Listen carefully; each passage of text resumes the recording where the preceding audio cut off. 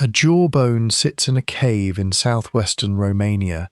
It has been sitting there for 40,000 years, though nobody knew about it until a team of cave explorers crawled through a narrow limestone passage in February of 2002 and found a chamber full of bones. The cave is called Peștera cu Oase, which simply means the cave with bones. The jaw belonged to a man. He was an adult, strong-jawed, with features that look almost modern but not quite. His chin was less pronounced than ours. His molars were large. The shape of his mandible carried something older in it, something that did not belong fully to our species. The bone had the weight of a life in it, the wear of eating tough food, the marks left by muscles that had worked hard for many years. It was not a fragment. It was a whole jaw, resting on the cave floor, as if the man had simply set it down and walked away.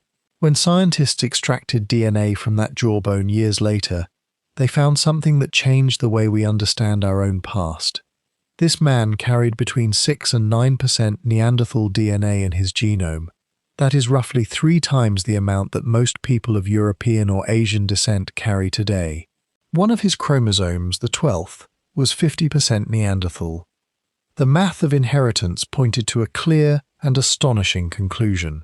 This man had a Neanderthal ancestor only 4 to 6 generations back. His great-great-grandparent, or perhaps his great-great-great-grandparent, was not one of us. That ancestor was a Neanderthal, not a distant echo, not a rumor written faintly in the code, a real person who could have been remembered by name if these people had used names, who could have been described in a story if these people had told stories that lasted that long. Think about what that means. Somewhere in the landscape of Ice Age Europe, roughly 42,000 years ago, a Neanderthal and a modern human produced a child together. That child grew up. That child had children of their own. Those children had children. And the line continued until it reached a man whose jawbone ended up in a Romanian cave, waiting 40 millennia for someone to find it and read the story written in his bones. If you draw the family tree on paper, it is not a long tree. It is short enough that a grandmother could have held both ends of it in her memory. She could have remembered her own grandmother, and she could have known her own great-grandchildren. And inside that small circle of remembered faces, the two species touched. We do not know her name. We do not know what she looked like, or what language she spoke if she spoke one, or whether she was afraid. We do not know if she was taken or if she chose. We do not know if the child she bore was welcomed by her community, or raised in the camp of a people who were not her own. We do not know if she lived long enough to see that child walk, or long enough to see grandchildren, or if she died in childbirth in a cave that has since collapsed and been forgotten by everything except the rocks.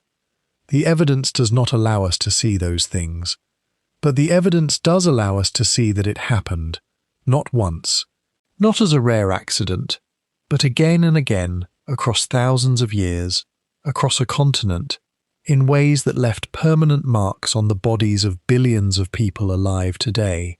Every person reading or hearing this who has ancestry from outside Africa carries between 1 and 4% Neanderthal DNA in their genome right now.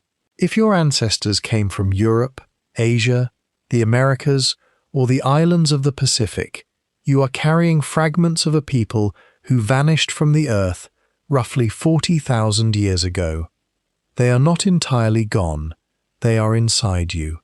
In the cells of your skin, in the proteins that build your hair, in the immune system that fought your last cold, in the rhythm that pulls you towards sleep at night.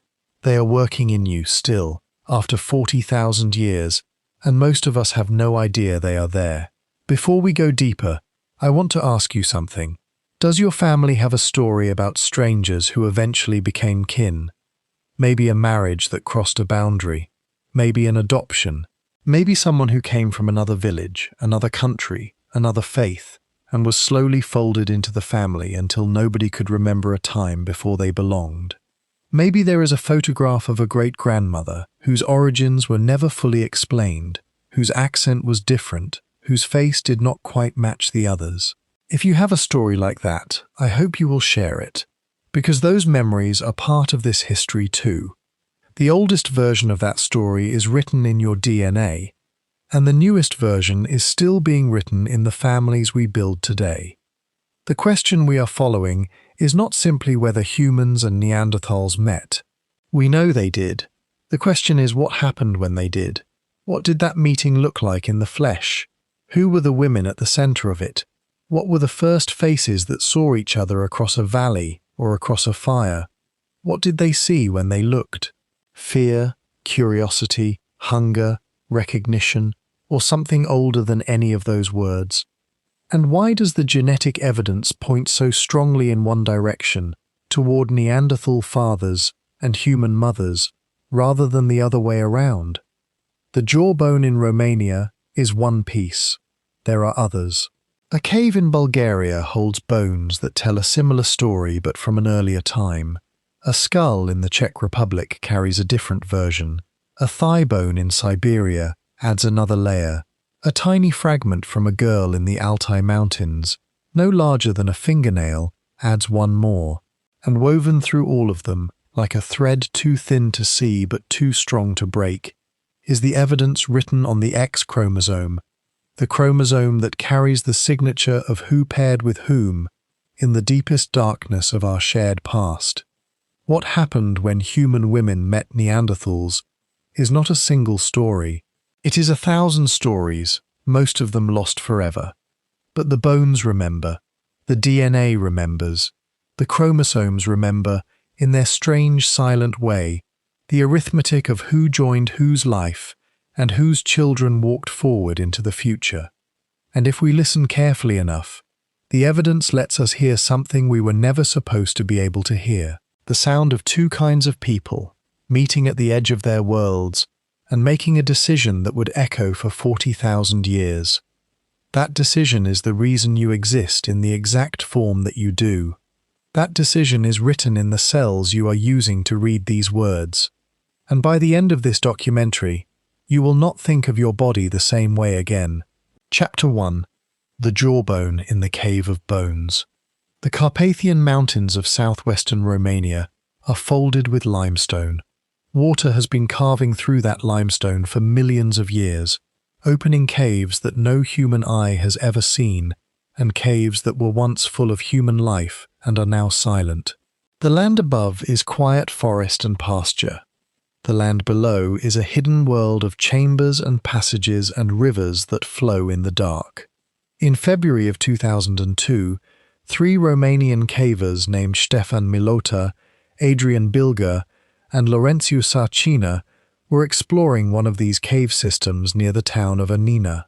They squeezed through a passage that had probably never been traversed before and found themselves in a chamber filled with the skeletal remains of cave bears, extinct animals that once dominated these mountain systems.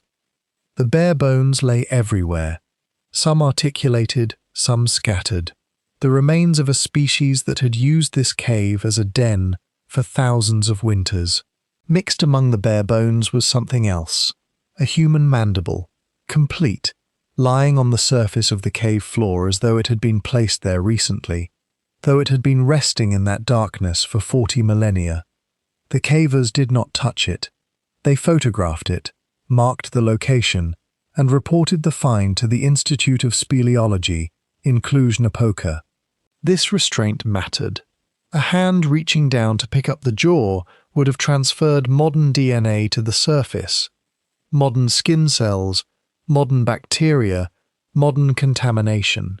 Instead, the jaw was left where it lay until people trained in ancient bone recovery could arrive. What followed was one of the most important paleoanthropological discoveries of the 21st century. The mandible was given a simple name, Oase 1. The man it belonged to was informally called Ion din Anina, John of Anina, a name that gave him a dignity he had never been granted in life. He was a person. He had lived. And now, After 40,000 years of silence, he was about to speak. The first thing scientists noticed was the shape. Oase 1 was clearly a modern human. The mandible had the overall structure of Homo sapiens, but it also carried traits that were not fully modern. The chin was less developed than in later Europeans. The molars were larger than typical for modern humans of that period. The bone was thick and robust. There was something in the architecture of this jaw that suggested a recent mixing of two lineages. It was not pure modern human. It was not Neanderthal. It was both. The technical term is mosaic, and it fits.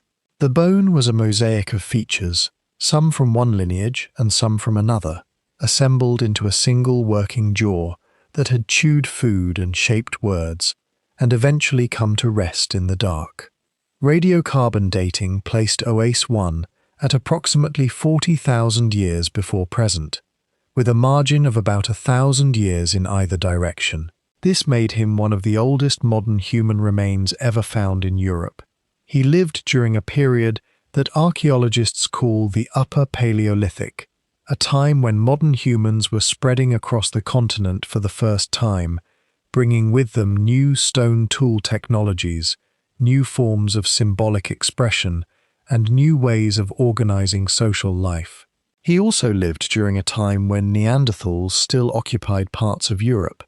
The two species overlapped for several thousand years, perhaps as many as 5,000, in a band of territory that stretched from the Iberian Peninsula to the mountains of Central Europe. Some of those years the two groups may have avoided each other.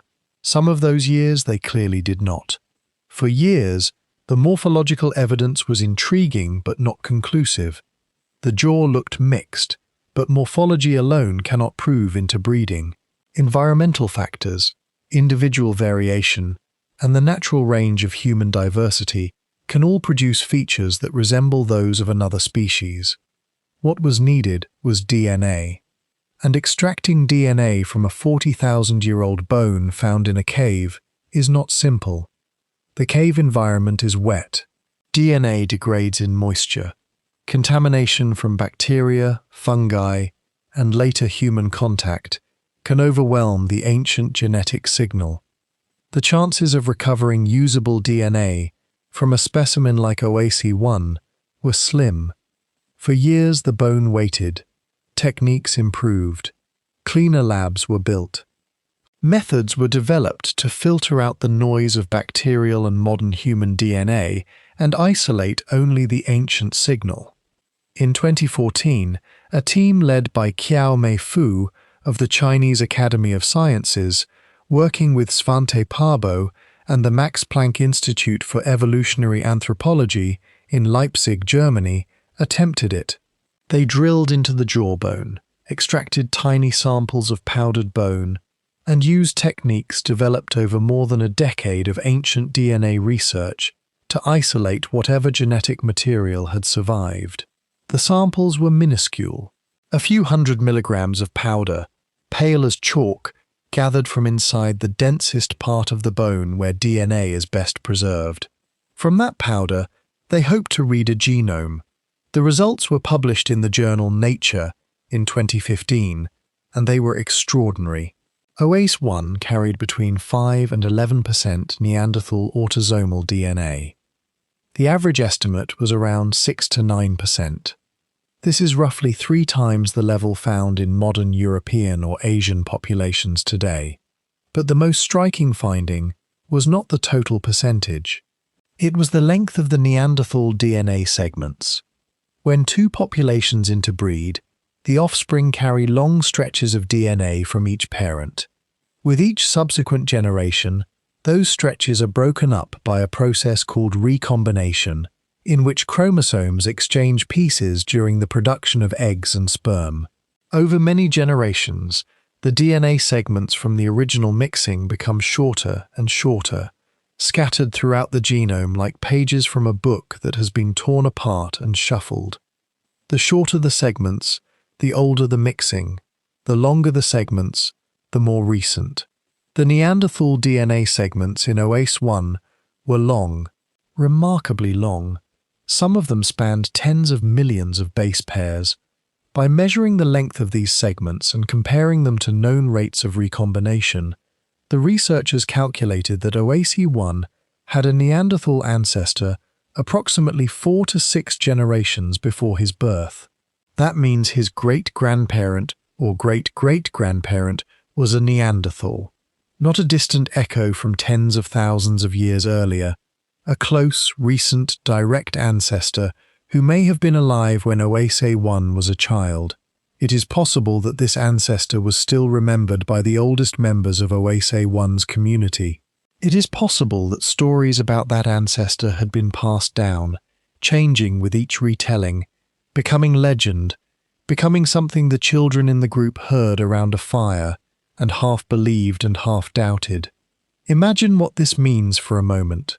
A man walking through the mountains of Romania 40,000 years ago carried the genetic signature of a Neanderthal who lived close enough to him in time that they might have been part of the same family network.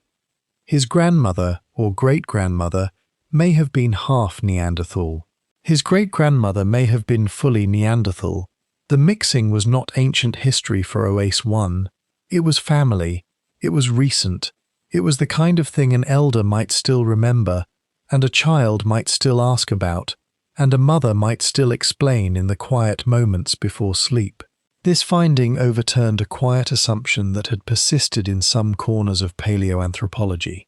The assumption was that if interbreeding occurred, it was rare, isolated, and biologically marginal. Perhaps a few isolated events at the edge of contact zones, producing offspring that did not survive or did not contribute to later populations. Oase 1 showed that the offspring not only survived but became part of human communities. They had children, their children had children. The mixed lineage persisted for at least several generations within a population that was recognizably modern human. Somebody had fed those children. Somebody had watched them grow. Somebody had taught them how to nap a stone, how to track a deer, how to keep still when the wind carried the scent of something dangerous. There is something else worth noting about Oase 1. His autosomal DNA, the portion of the genome that comes from all ancestors rather than just the direct maternal or paternal line, showed an unusual pattern. He shared roughly equal numbers of alleles with Mesolithic Europeans and with East Eurasian populations. In fact, he may have shared more alleles with modern East Asian populations than with modern Europeans. This suggests that Oase 1 belonged to an early population of modern humans in Europe that was not directly ancestral to later Europeans. His lineage, or something close to it, may have eventually contributed to populations in Asia rather than surviving in Europe. The earliest chapters of the human story in Europe were complex, with multiple waves of migration, population replacements, and lineages that flourished for a time and then vanished from the continent. Oase 1's people were one of those lineages. They were early, they were pioneers, and they were, in a sense, evolutionary dead ends in the land where they lived. Their descendants went somewhere else, or their line simply thinned and disappeared. A 2025 study from researchers at the Max Planck Institute and elsewhere confirmed and extended this picture. They analyzed the genomes of 7 individuals who lived between 42,000 and 49,000 years ago, found at Ranis in Germany and Zlatý in Czechia. The Ranis individuals were directly linked to the Zlatý woman through genetic relatedness, suggesting they belonged to the same small population. These people represented an early branch of the out-of-Africa migration that was not ancestral to later European populations. Their line died out in Europe but may have contributed to populations elsewhere. Once again, we see the same story. Early modern humans in Europe were not the direct ancestors of most modern Europeans. They were a first attempt, a first wave, and the waves that came after them washed over their traces. What Oase 1 tells us is that the story of humans meeting Neanderthals was not a single moment.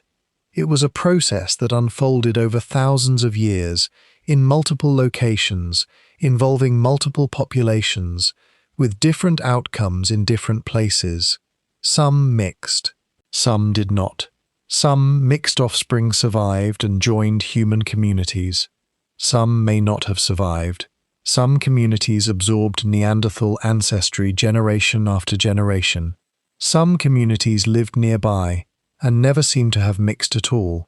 The picture is not simple, but it is clear enough to change the way we think about our own species and the people we shared the world with. The jawbone in the cave with bones is one of the most intimate objects in the entire archaeological record. It is a piece of a man who carried two lineages in his body. He was not a bridge between species. He was a person. He ate with that jaw. He spoke with it, if his people spoke. He may have laughed with it. He may have kissed a child with it. He may have chewed the last bite of a meal on a cold evening, while his family sat close for warmth. And when he died, his body was left in a cave that would not be entered again for 40,000 years, until three men squeezed through a narrow passage and shone a light on a jaw that had been waiting patiently for someone to notice it. The question his bones raise is not whether interbreeding happened. It did. The question is what it was like. What did the meeting look like? Who was the woman at the center? And why does the evidence keep pointing in one direction? To answer that, we have to understand who the two peoples were. We have to understand the world they shared. We have to understand what it meant, in the flesh, to be a Neanderthal or a modern human 45,000 years ago, when the ice still gripped the north, and the animals were still enormous, and the caves were still full of light and smoke, and the sound of human voices. Chapter 2. Two kinds of people on the same land. To understand what happened when these two groups met, we first need to understand who they were. The word Neanderthal has accumulated more than a century of baggage. When the first Neanderthal bones were identified in the Neander Valley of Germany in 1856, they were interpreted as a crude, brutish, primitive version of humanity. The name itself became an insult. To call someone a Neanderthal was to say they were stupid, violent, and barely human. That caricature persisted for generations. It appears in textbooks, in cartoons, in casual conversation. It is wrong.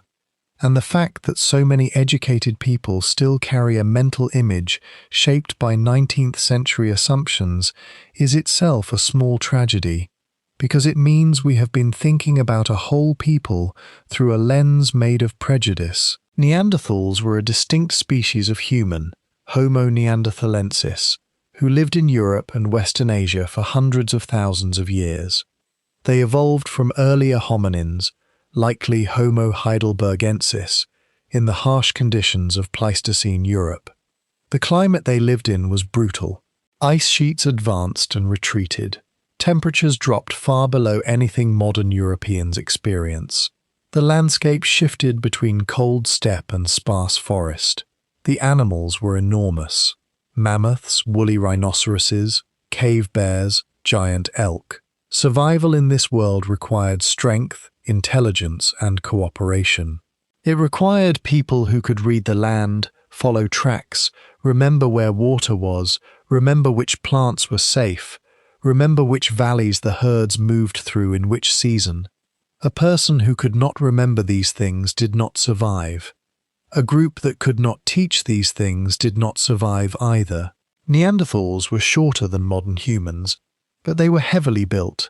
Adult males stood about 164 centimeters on average, roughly 5 feet 4 inches. Adult females were shorter. Their bodies were stocky, with thick bones, barrel-shaped chests, and powerful muscles. Their limbs were shorter than ours, particularly the forearms and lower legs, a body plan that conserves heat. Their noses were large, which may have helped warm and humidify cold air before it reached the lungs. Their brows were pronounced, heavy ridges of bone above the eyes. Their brains were as large as ours, and in some cases larger, though the shape was different. More elongated front to back, less rounded. If you passed a Neanderthal on a street today wearing modern clothes, you might notice something slightly different about the face, the brow, the breadth of the chest, but you would probably think you were looking at a person, because you would be. They were not stupid. They made sophisticated stone tools, known as Mousterian tools, using a technique called prepared core knapping that requires planning, precision, and an understanding of how stone fractures. To make a Mousterian tool, a knapper had to look at a raw block of flint and see, inside it, the finished tool waiting to be released. Then the knapper had to strike the block in exactly the right places, in exactly the right sequence, to peel away the outer stone and expose the tool within. This is not brute work. It is thinking in 3 dimensions across time. They hunted large game with spears, often at close range, which demands courage and coordination. They controlled fire. They lived in shelters, sometimes constructing simple structures from bones and hides. They cared for their injured and their elderly. At Zlatý Cave in Iraq, a Neanderthal known as Zlatý 1 survived with a crushed left eye socket, a damaged arm that had been amputated or lost, and significant hearing loss. He lived for years after these injuries. Someone fed him. Someone protected him. He did not survive alone. He could not have. A man with one arm, blind on one side, and partially deaf, cannot hunt large game in a landscape full of predators. He cannot keep watch effectively. He cannot even carry his own food across a long distance. The only way he lived is because the people around him decided he was worth keeping alive. That decision, made in a cave in northern Iraq perhaps 50,000 years ago, tells us more about what Neanderthals were than any tool or bone shape ever could. Neanderthals also engaged in behaviors that suggest symbolic or ritual thinking. They used ochre, a red pigment, possibly for body decoration. They made shell beads. At Gorham's Cave in Gibraltar, a pattern scratched into the bedrock has been interpreted by some researchers as deliberate engraving. They buried their dead, though the nature and meaning of those burials remains debated. At Zlatý, pollen found around one body led the excavator, Ralph Selecki, to propose that flowers had been placed on the grave. That interpretation has been challenged, with some researchers suggesting the pollen could have arrived through natural processes, but the debate itself reveals how much our understanding of Neanderthals has shifted. We are now willing to ask whether they had grief. 100 years ago, nobody would have asked that question, because nobody would have thought it worth asking. Now we ask it, and we do not know the answer, but the fact that we ask is itself a change. Modern humans, Homo sapiens, evolved in Africa. The oldest known remains of our species date to roughly 300,000 years ago, from Jebel Irhoud in Morocco. We were taller, lankier, with longer limbs adapted to the warmer climates of Africa. Our faces were flatter, our brows less pronounced, our chins more developed.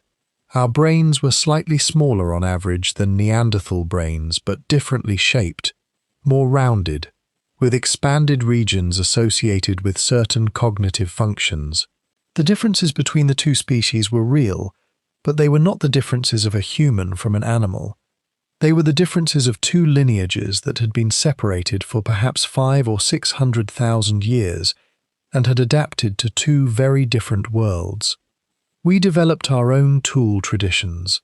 By the time modern humans began moving out of Africa, roughly 60,000 to 80,000 years ago, they carried with them technologies that archaeologists call the initial Upper Paleolithic.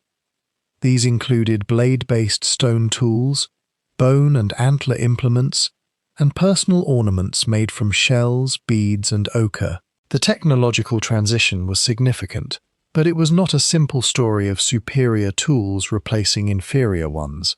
In the Middle East, Neanderthals and modern humans used very similar toolkits for long periods.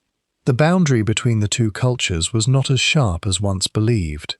If you handed an archaeologist a random stone tool from that period Without telling them where it came from, they might not be able to say whether it had been made by a Neanderthal or by a modern human. The hands that shaped the stone were more alike than they were different. The two populations overlapped in the Middle East for tens of thousands of years. Modern humans were present in the Levant as early as 120,000 years ago, during a warm period when the Sahara was greener and movement out of Africa was easier. Neanderthals were also present in the region. The two groups may have alternated occupation of the same caves as climate fluctuated, moving in when conditions favored their respective adaptations and moving out when the climate shifted against them. School Cave in Israel has yielded remains that some researchers believe show transitional or hybrid features. A child's skull from school, dated to roughly 140,000 years ago, has been suggested as a possible early hybrid, though this interpretation remains debated. If the interpretation is correct, then the first children who carried both lineages were being born long before the main event that shaped the genome of modern non-Africans. In Europe, the overlap was shorter but more intense. Modern humans arrived in Europe by at least 45,000 years ago, as the Bacho Kiro and Zlatý evidence demonstrates. Neanderthals survived in parts of Europe until roughly 40,000 years ago, though the exact date of their disappearance is debated and varies by region. In southern Iberia, at sites like Gorham's Cave, Neanderthals may have persisted until as recently as 32,000 years ago. This means the two species shared the European continent for somewhere between 3,000 and 5,000 years, and in some regions, perhaps longer. That is a long time. It is longer than the entire recorded history of most modern civilizations. It is enough time for many encounters, many contacts, many moments of curiosity or fear or recognition, many generations of children, born and raised in a world where the possibility of the other was always somewhere nearby. Think about your own experience with people who are different from you, not different in the superficial ways that modern societies emphasize, but fundamentally different, different in language, in custom, in appearance, in the way they understand the world. Most of human history is a story of such encounters. Sometimes they end in violence, sometimes they end in trade, sometimes they end in friendship, sometimes they end in something more intimate than any of those things.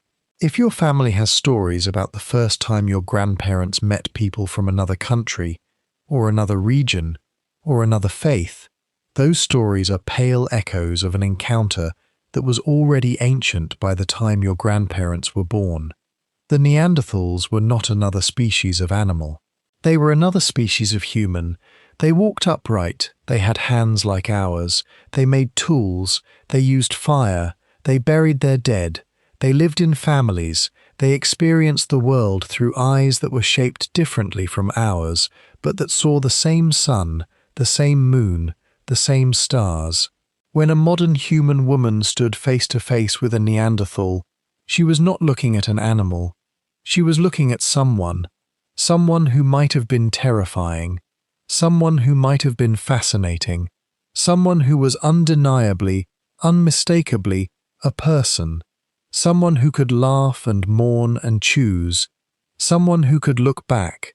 The land they shared was not empty. It was full of resources and full of danger.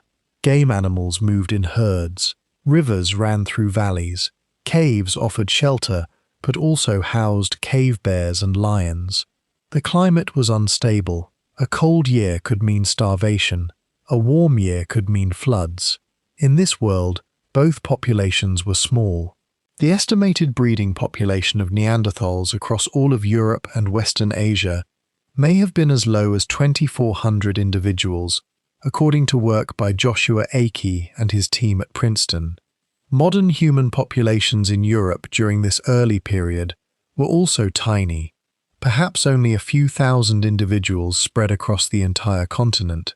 These were not vast armies clashing on battlefields. These were small family groups. bands of perhaps 20 to 50 people, moving through a landscape that was trying to kill them.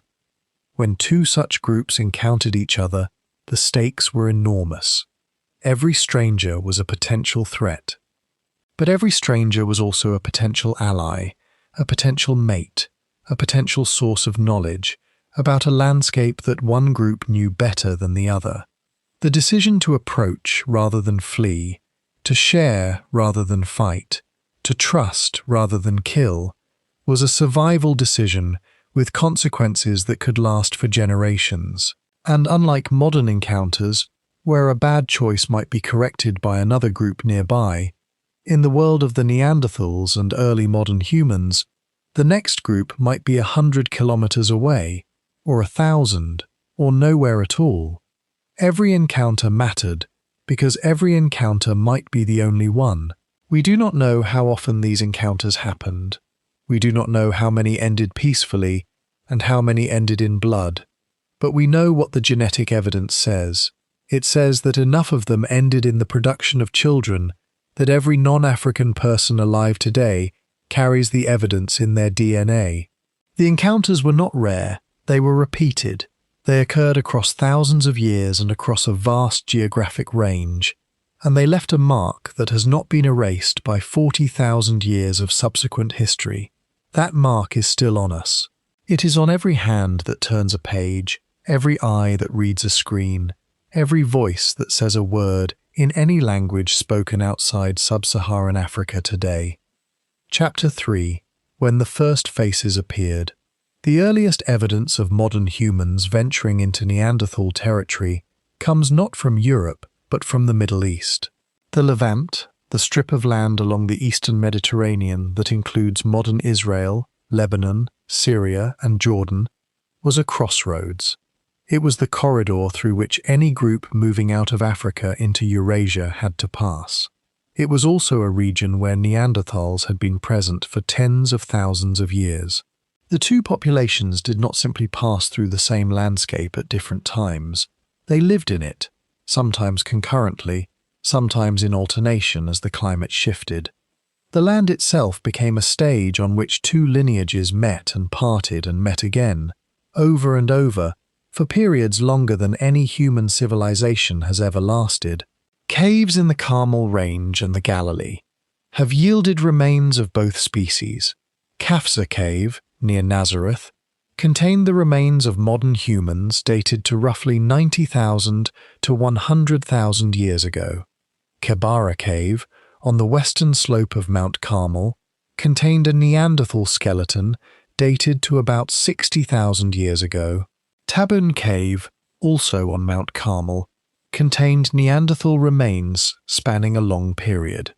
The pattern suggests that during warmer, wetter periods, modern humans expanded north from Africa into the Levant.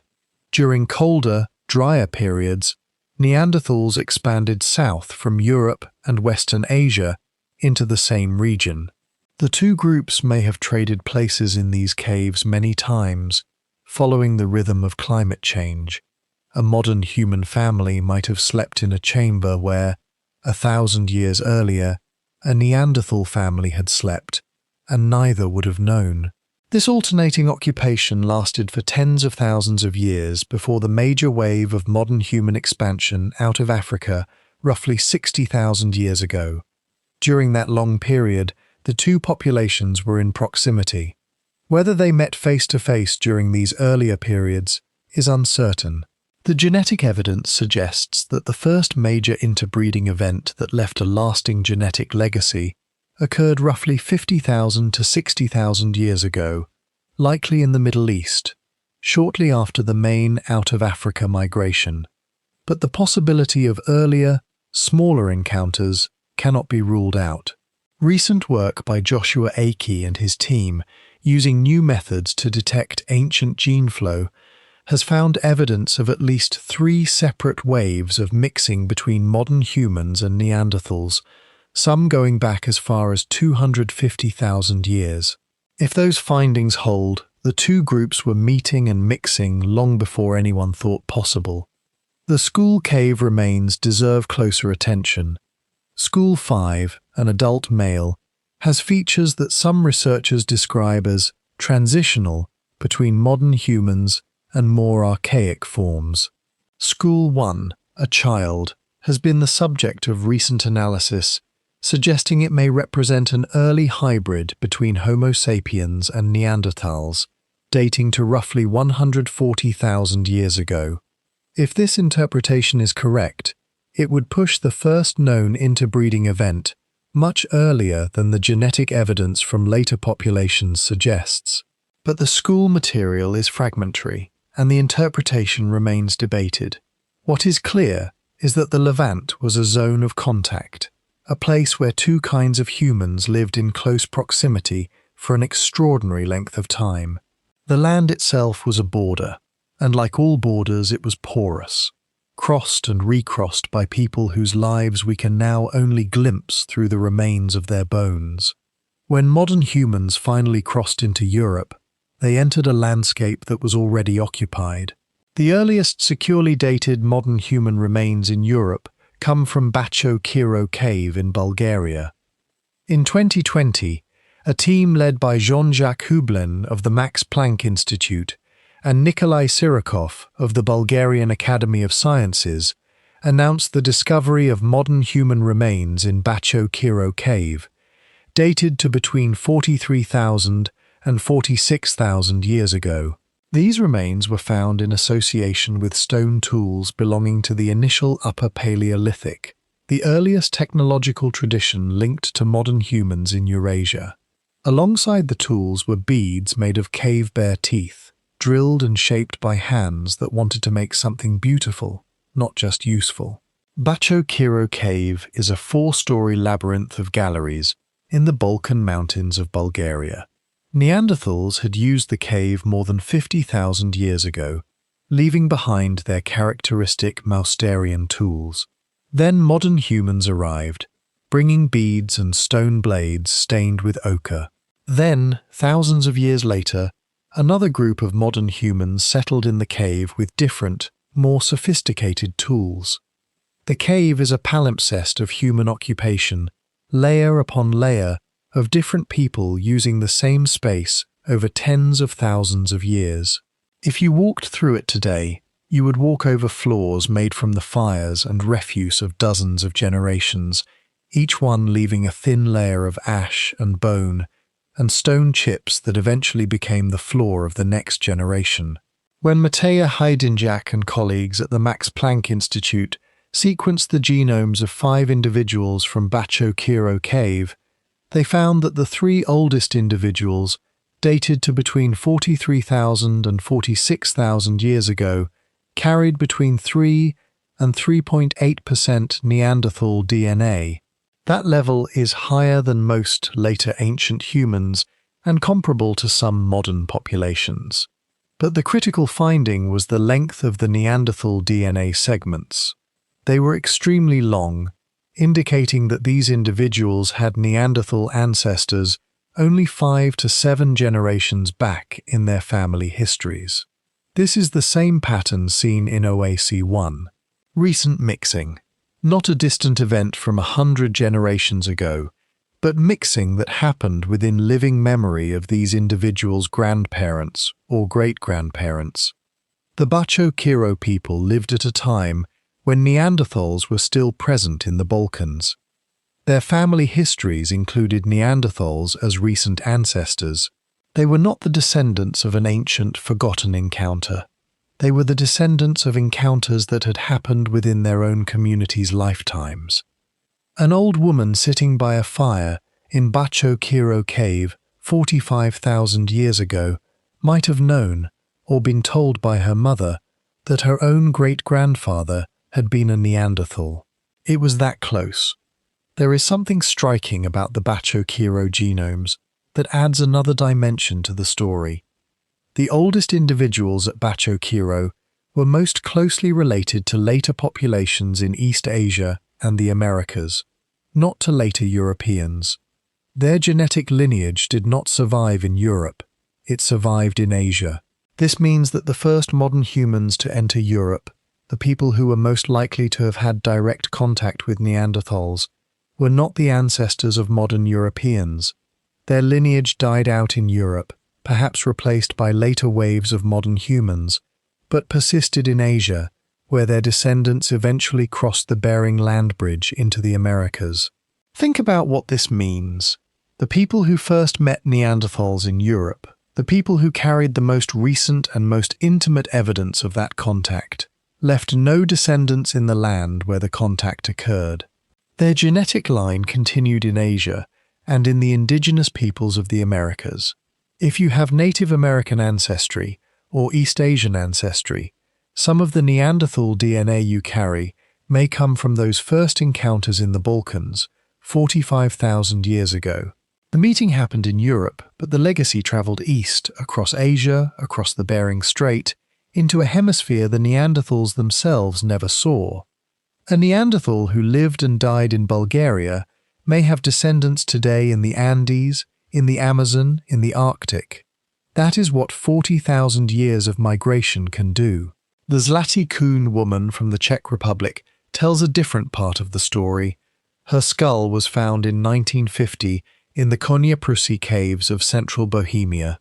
For decades, she could not be securely dated because the bone had been contaminated with animal-based glue used to preserve it during early conservation efforts. But in 2021, a team led by Kay Prüfer and Johannes Krause of the Max Planck Institute sequenced her genome and used the Neanderthal DNA segments within it as a molecular clock. The segments were shorter than those in Oase 1 or the Bacho Kiro individuals, indicating more time had passed since the interbreeding event. The researchers estimated that the Zlatý woman was born 60 to 80 generations after her ancestors had mated with Neanderthals, roughly 2,000 years after the initial encounter. This placed her at approximately 45,000 to 47,000 years old, making her potentially the oldest known modern human in Europe. Unlike the Bacho Kiro individuals, the Zlatý woman did not have recent Neanderthal ancestry. Her Neanderthal DNA came from the first, original interbreeding event, the same event that gave Neanderthal DNA to all non-African populations.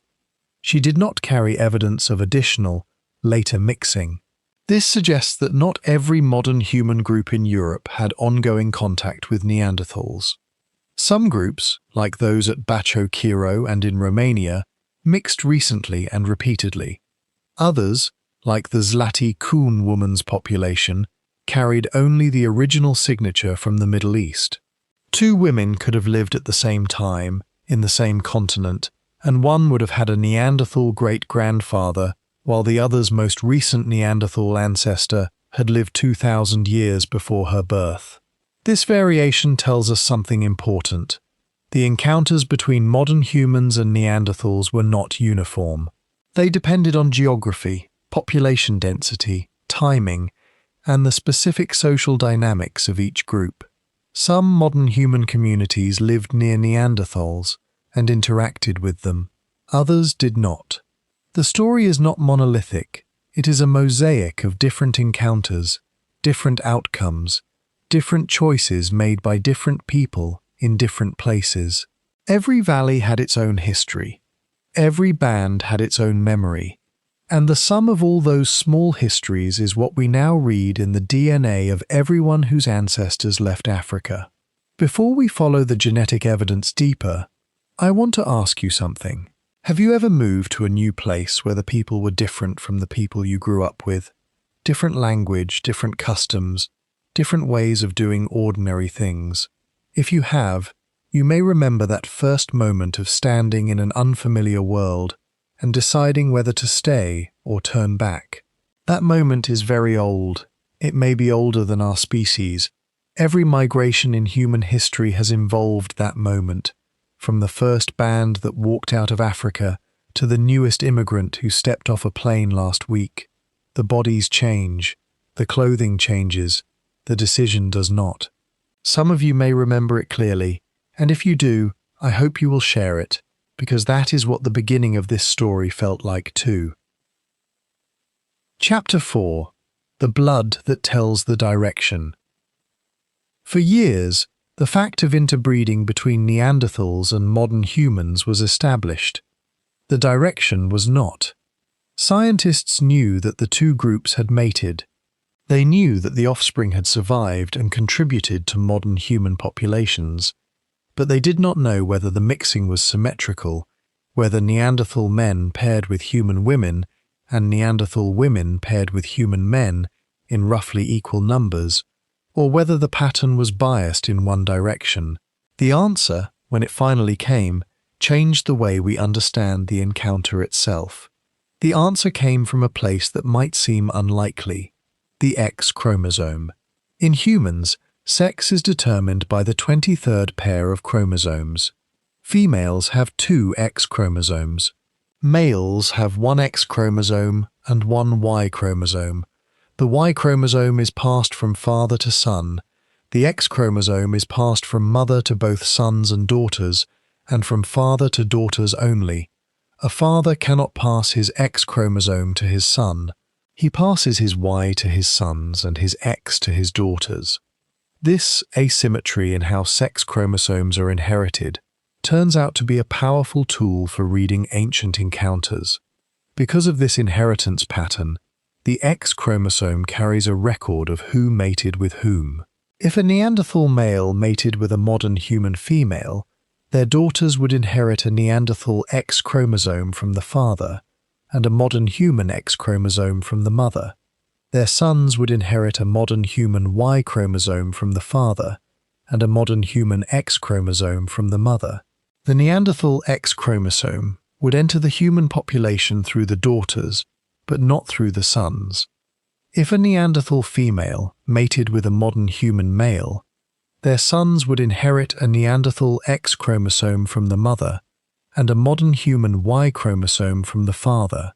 Their daughters would inherit 1 Neanderthal X and 1 modern human X. In this case, the Neanderthal X would enter the human population through both sons and daughters, but only through the maternal line. When researchers first compared modern human genomes with the Neanderthal genome, they noticed something puzzling. The X chromosome in modern non-African humans had very little Neanderthal DNA.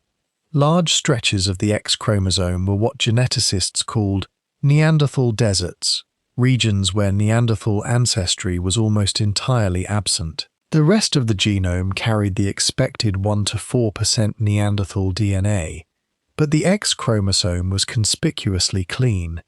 It was as if someone had carefully wiped it, leaving only faint smudges of Neanderthal signal, where the rest of the genome was rich with it. For years, the leading explanation was biological incompatibility. The X chromosome contains many genes involved in reproduction and fertility. If Neanderthal versions of these genes were incompatible with modern human biology, natural selection would have removed them over time.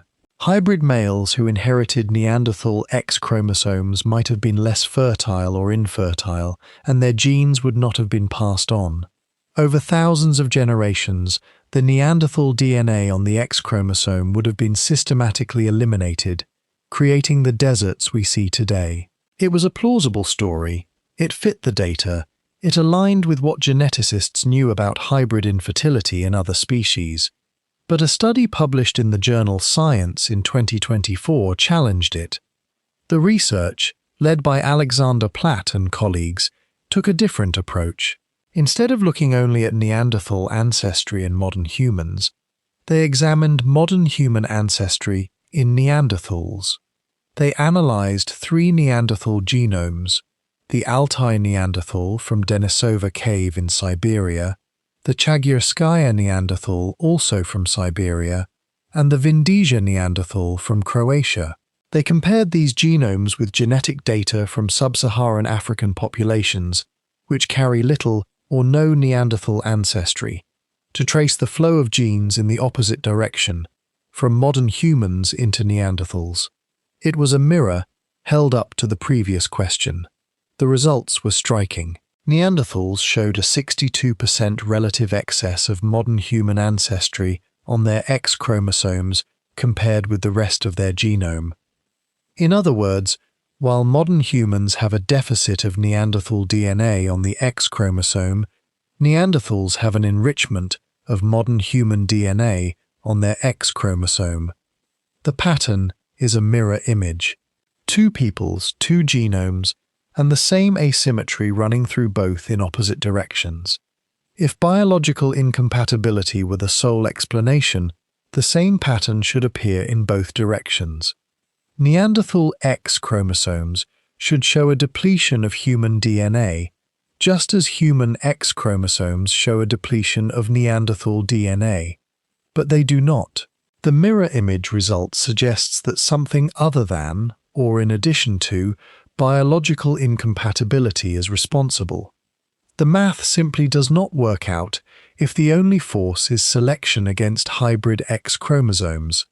Something else was going on, and that something else was social. The simplest explanation is sex-biased interbreeding. If most pairings involved Neanderthal males and modern human females, then Neanderthal X chromosomes would have entered the human population at a lower rate than Neanderthal autosomal DNA. Meanwhile, modern human X chromosomes would have flowed into the Neanderthal population at a higher rate, carried by the human mothers who joined or were taken into Neanderthal groups. Mathematical models showed that this pattern of directional mating could recreate the genetic patterns observed in both populations. When the models included biased mating, the numbers matched. When they did not, they did not. Alexander Platt, co-first author of the study, described the finding plainly. The team found a pattern indicating a sex bias. Gene flow occurred predominantly between Neanderthal males and anatomically modern human females. Mating preferences, rather than biological incompatibility alone, provided the simplest explanation for the genetic imbalance. That single sentence quietly overturned an assumption that had shaped the field for years. This finding has profound implications. It means that the story of humans and Neanderthals meeting was not a simple, symmetrical blending of two equal populations. It was directional. Neanderthal men and human women produced offspring that joined human communities. The reverse, Neanderthal women and human men producing offspring that joined human communities, was less common or did not contribute as significantly to the gene pool that survived. There is a shape to the encounter, and the shape is not symmetrical. It leans one way. It has always leaned one way, from the moment we started measuring it. Why would this be? Several factors could explain the pattern. One possibility is population dynamics. Modern human populations were expanding, while Neanderthal populations were shrinking. In a scenario where modern human groups were absorbing Neanderthal individuals, the direction of gene flow would be from the smaller population into the larger one. If Neanderthal women who joined human groups had fewer surviving offspring, or if their offspring did not remain in human communities, their genetic contribution would be lost. Numbers matter in genetics. A small population absorbed into a large one leaves only faint traces, and those traces can be biased in ways that reflect the details of how the absorption happened. Another possibility involves social structure. In many known human societies, both historical and ethnographic, women move between groups at marriage, while men remain in their natal communities. This is called patrilocality. If both Neanderthals and modern humans practiced patrilocality, women would have been the ones who moved between groups. But the genetic evidence suggests the opposite pattern for the surviving gene pool. Neanderthal men contributed to human populations, not Neanderthal women. This could mean that human women were taken into or joined Neanderthal groups, and their mixed children later returned to or were absorbed back into human communities. Or it could mean that Neanderthal men joined human groups and mated with human women there. There is no way, from the genes alone, to distinguish these scenarios cleanly. There is also the question of hybrid viability. If the offspring of Neanderthal mothers and human fathers were less likely to survive, or less likely to be fertile, that would reduce the contribution of Neanderthal maternal lineages to the human gene pool. The absence of Neanderthal mitochondrial DNA in modern humans supports this possibility. Mitochondrial DNA is passed only from mother to child. If Neanderthal women had produced children whose descendants survived in modern human populations, we should find Neanderthal mitochondrial DNA in some modern humans. We do not. Every known modern human, regardless of ancestry, carries mitochondrial DNA of modern human origin. This means that either no Neanderthal women contributed to the surviving human gene pool, or their lineages died out. It is a striking silence, and silence in genetics is rarely accidental. A study by Joseph Charbot and colleagues, published in 2017, examined the mitonuclear dimension of Neanderthal and Denisovan ancestry. They noted that there is no evidence of mitochondrial DNA introgression into modern human populations. All introgressed nuclear alleles from archaic hominins must function in a modern human mitochondrial environment. This mismatch between archaic nuclear genes and modern human mitochondria could have created fitness costs for hybrid offspring, particularly along the maternal line.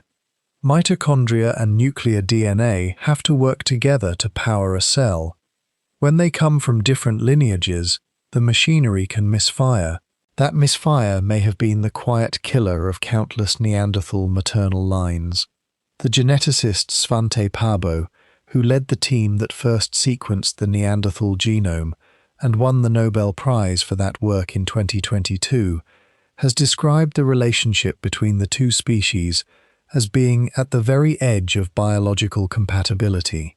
The two groups were close enough to produce offspring, but far enough apart that those offspring may have faced reproductive challenges.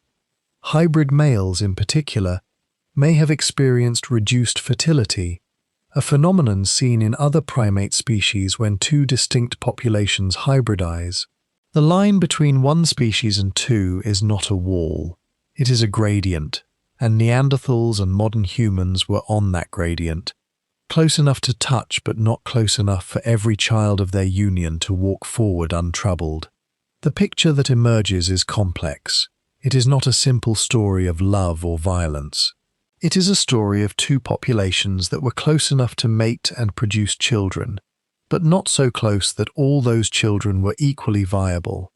It is a story in which social dynamics, population sizes, biological compatibility, and the simple accidents of survival all played a role in determining whose genes would persist and whose would vanish. The X chromosome is not just a molecule, it is a witness.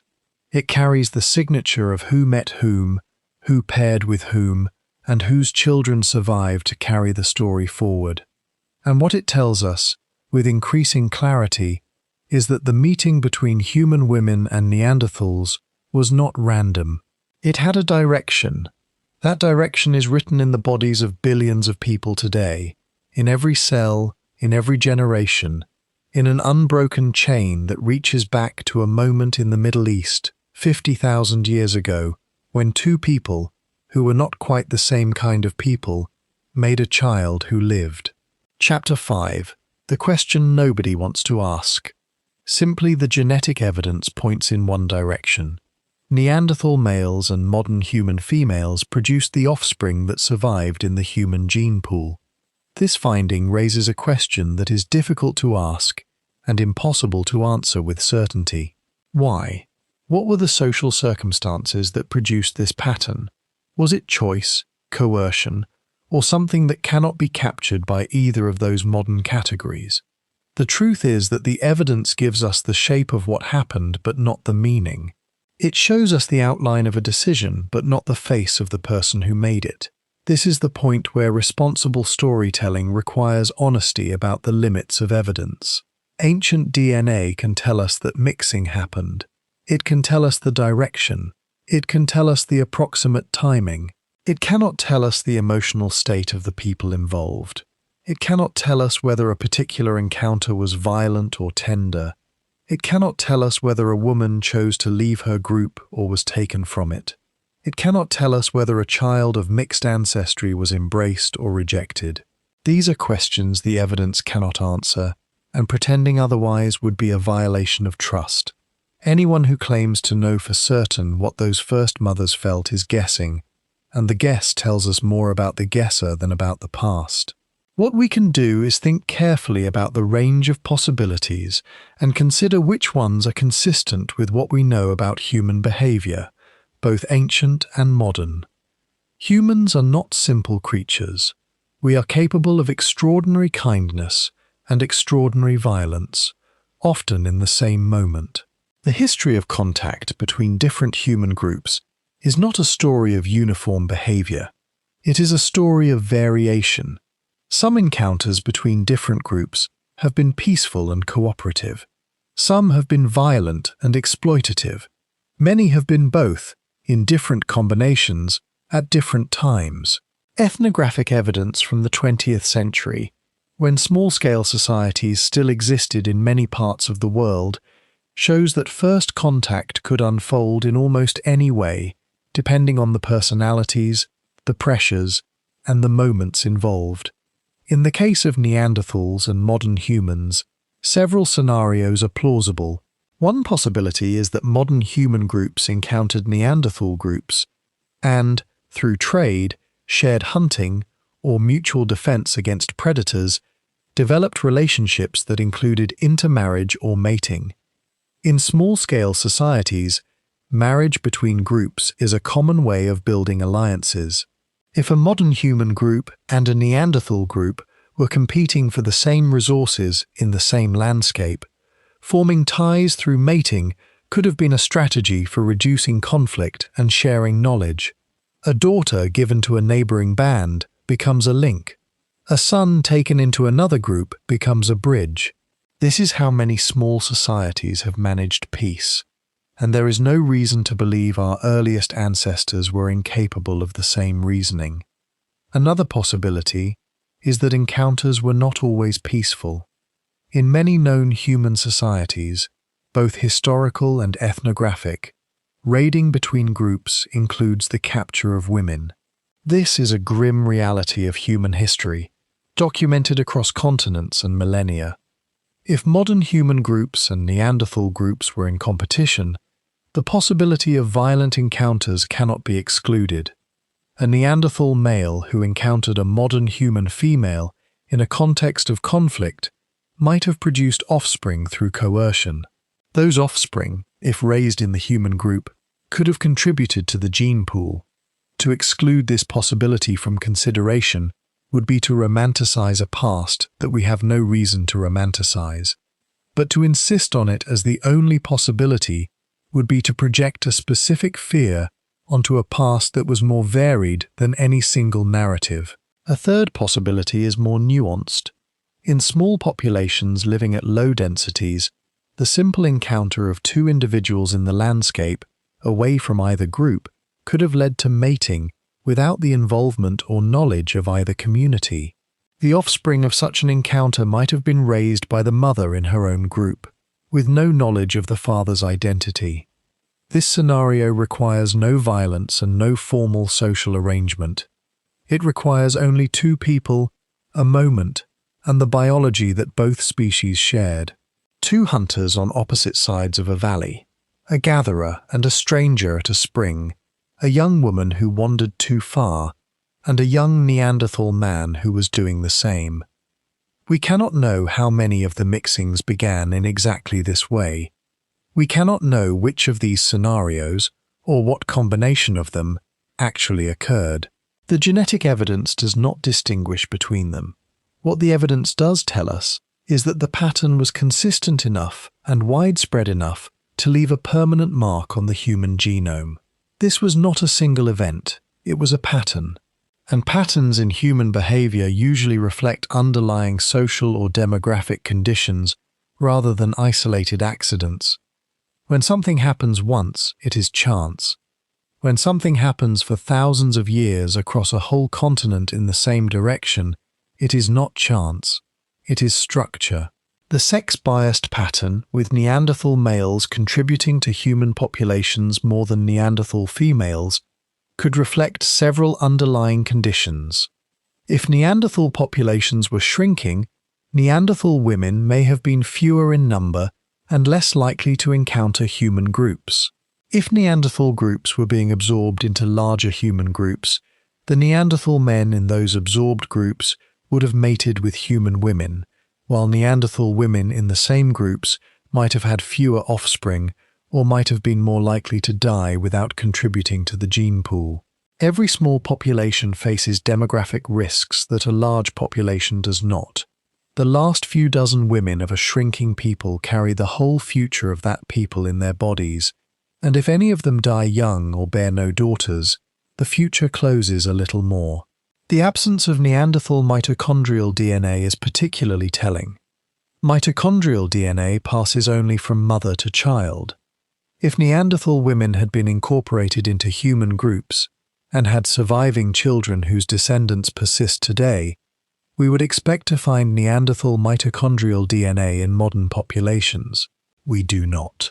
This could mean that Neanderthal women who joined human groups did not have surviving maternal lineages. Their children may have been infertile, particularly their daughters, or their lineages may have been lost through demographic accident, the simple randomness of survival in small populations. It could mean all of these things at once, in different proportions in different regions. The possibility of hybrid infertility along the maternal line is supported by what we know about reproduction in closely related species. When two species hybridize, the offspring often experience reduced fitness, particularly in one sex. This is called Haldane's rule, after the geneticist J.B.S. Haldane, who observed that in hybrid crosses, the heterogametic sex, the one with two different sex chromosomes, is more likely to be sterile or inviable. In mammals, the heterogametic sex is the male, which has an X and a Y chromosome. Hybrid males between Neanderthals and modern humans may have experienced reduced fertility. The rule has been observed in horses and donkeys, in tigers and lions, in dozens of other pairings across the animal kingdom. It is the biology of two lineages coming back together after long separation and discovering that not every combination of their genes still works. But the X chromosome evidence suggests something more complex. If hybrid males were entirely infertile, no Neanderthal DNA would have passed into the human population at all, because the initial hybrid would have been unable to reproduce. The fact that Neanderthal DNA did pass into the human population means that at least some hybrid offspring were fertile. The question is whether all were equally fertile, or whether there was a gradient of fitness that favored certain combinations of parental sex and species. The evidence suggests a gradient, with some pairings producing viable, fertile children, and others producing children who did not carry the line forward. Svante Pääbo has said that when Neanderthals and modern humans met and mixed, they were at the very edge of being biologically compatible. This is a careful and honest statement. It acknowledges that the mixing was real, while also acknowledging that it may not have been easy. The offspring may have faced challenges that pure human or pure Neanderthal children did not. Some may have been healthy and fertile. Some may not have been. The genetic record we see today is the record of those who survived and reproduced. It is a record of success, not of failure. The failures left no trace. That is worth pausing on. The mixed children who died young, the ones who could not have children, the ones whose families lost them in the first winter, are invisible to us. We only see the ones who made it. The others are gone, entirely, and their existence has to be inferred from the shape of the silence. There is one more piece of evidence that adds a layer of complexity. In 2018, researchers analyzing DNA from Denisova Cave in the Altai Mountains of Siberia identified a fragment of bone from a girl who had a Neanderthal mother and a Denisovan father. She is known as Denisova 11. Her father was a Denisovan, a distinct archaic human species known primarily from genetic evidence found in Denisova Cave. Her mother was a Neanderthal. The fact that these two distinct archaic groups also interbred suggests that mating between different human species was not unique to the Neanderthal modern human encounter.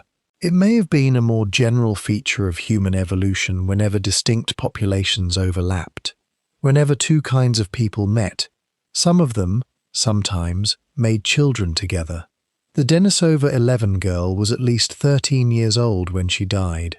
Her bone fragment was tiny, less than 2 centimeters long, but it contained enough DNA to reconstruct both sides of her parentage. Her father's Denisovan genome carried traces of an even earlier mixing event with a distant, unknown archaic hominin. Her mother's Neanderthal genome was related to Neanderthals from Western Europe, suggesting that Neanderthals had migrated eastward into the Altai region. This girl was the child of two worlds, and she was not alone. She is simply the one whose bone we found. There were surely others, uncounted and unfound, in caves that have collapsed or been washed away or simply never entered by anyone who knew to look. The question of what happened when human women met Neanderthals does not have a single answer. It has a range of answers, some of which were gentle and some of which were not. The evidence does not allow us to choose among them, but it does allow us to say with confidence that the meetings happened, that they happened repeatedly, and that the children of those meetings became part of us. What we cannot know is what those women felt, whether they were afraid or curious, whether they were violated or willing, whether they loved the children they bore or feared them, whether their communities accepted those children or did not. The evidence preserves the biology. It does not preserve the emotion. And that gap is something we must sit with honestly, without filling it with stories that make us comfortable. What we can say is that those children survived. They were fed. They were raised. They grew up and had children of their own. Someone in a human community, 45,000 years ago, looked at a child who was not entirely like them and decided to keep it. That decision is the reason any of us carry Neanderthal DNA today. Whoever she was, whoever they were, the mother and the people around her, they chose to raise a child that carried two peoples inside a single small body. And that child grew. And the child's children grew, and the line reached us. Chapter 6. The Children Who Carried Two Worlds. A child born of a Neanderthal parent and a modern human parent would have been, in a very real sense, a child of two worlds. The question of what that child looked like, how it developed, and how it was received by the community around it is one of the most haunting in all of paleoanthropology. We cannot see these children. We have no portraits, no descriptions, no accounts written by anyone who knew them. But we can reason from the evidence about what their lives may have been like, and the reasoning takes us into places that are strange and moving in equal measure. The first question is physical.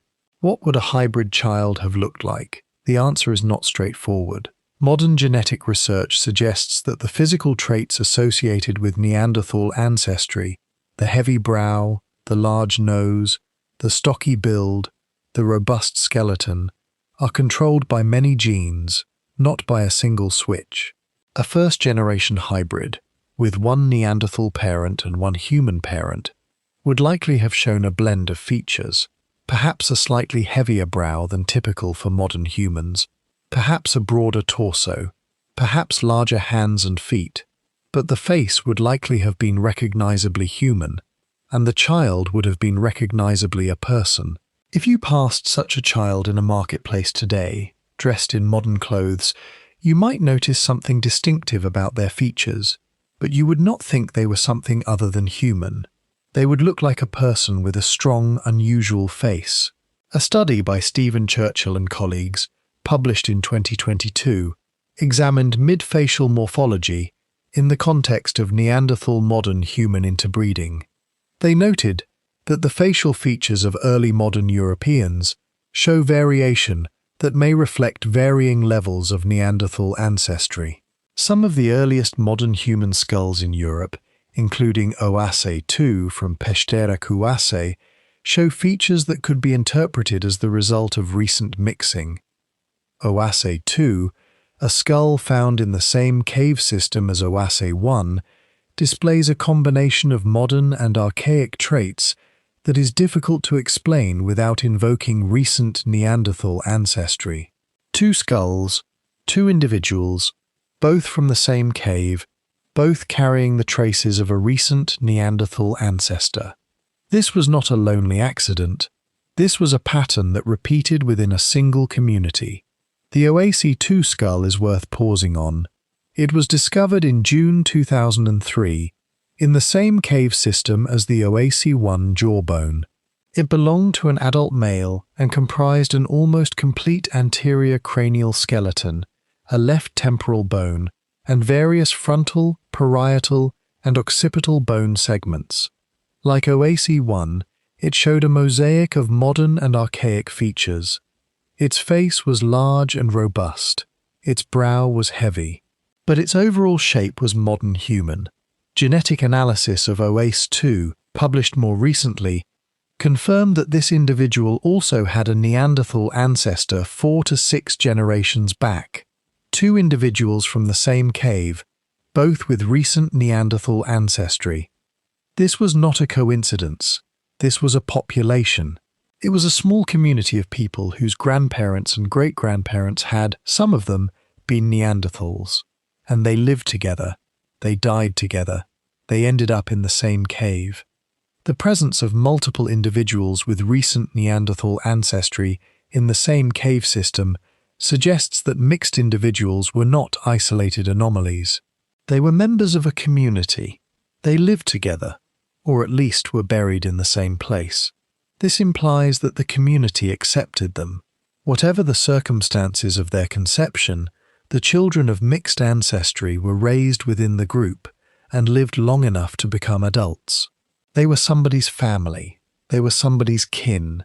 They were people whose bodies were treated with enough care that they came to rest in a shared space.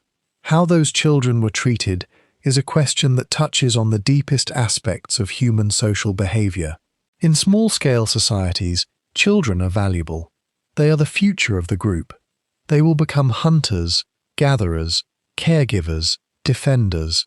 A child who is healthy and capable is an asset to a community of 50 people living on the edge of survival. The question is whether a child who looked slightly different, who had a heavier brow or a broader nose, would have been recognized as fully belonging. In small groups where every adult is needed for the group to survive, the calculus of belonging often bends toward inclusion. A useful child is more valuable than a pure lineage. The answer may depend on how visible the differences were. If a first-generation hybrid child was recognizably different from other children in the group, the community's reaction would have depended on their understanding of where the child came from. If the mother was a member of the group and the child was born into the group, the child's status may have been determined by the mother's status. In many small-scale societies, membership in a group is determined by birth and maternal connection, rather than by physical appearance. A child born to a woman in the group is a child of the group, regardless of who the father was. This is a widespread pattern, documented in ethnographic work across many cultures. If the mother was a Neanderthal woman who had been incorporated into a human group, the child's status would have been more ambiguous. The mother was an outsider, and the child would have been perceived as partially outsider. Whether the community accepted both mother and child would have depended on the social dynamics of the group, the personality of its leaders, and the practical value of having additional members. Some groups may have welcomed them warmly. Some may have kept them at the edge. Some may have refused them entirely.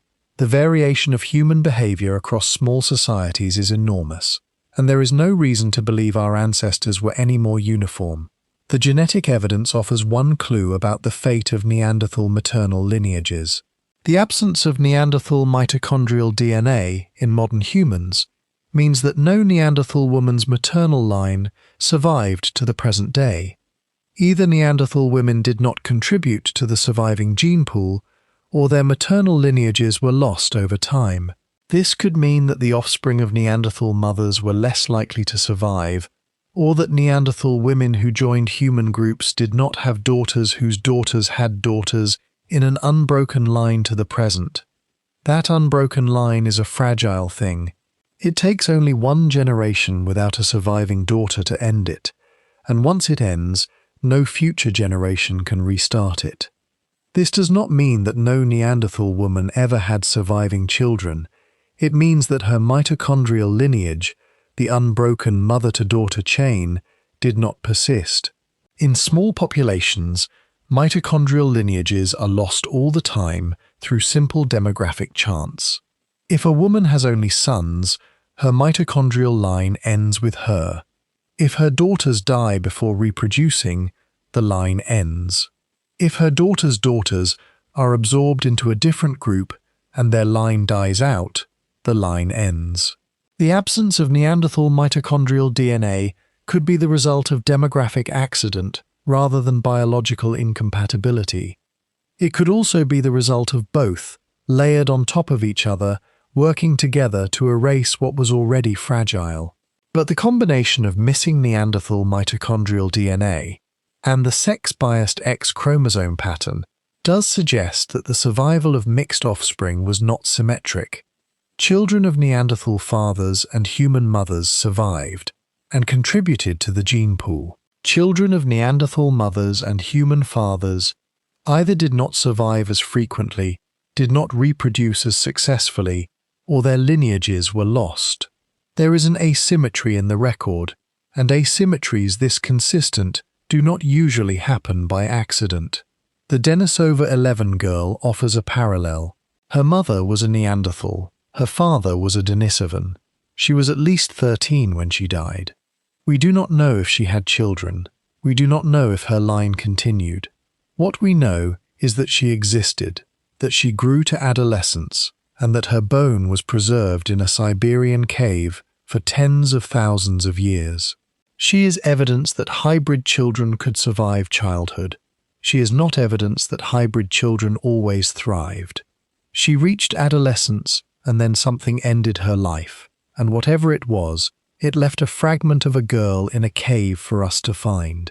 A 2026 study by Jawbone, published as a working paper, explored the hypothesis that sex-biased admixture between Neanderthals, Denisovans, and modern humans could have been driven by raiding and morphological preferences. The study suggested that the observed genetic patterns are consistent with a scenario in which males from one group raided the settlements of another group and captured females. This is a hypothesis, not a proven fact, but it aligns with the sex-biased pattern observed in the genetic data. The study also considered the possibility that morphological preferences played a role.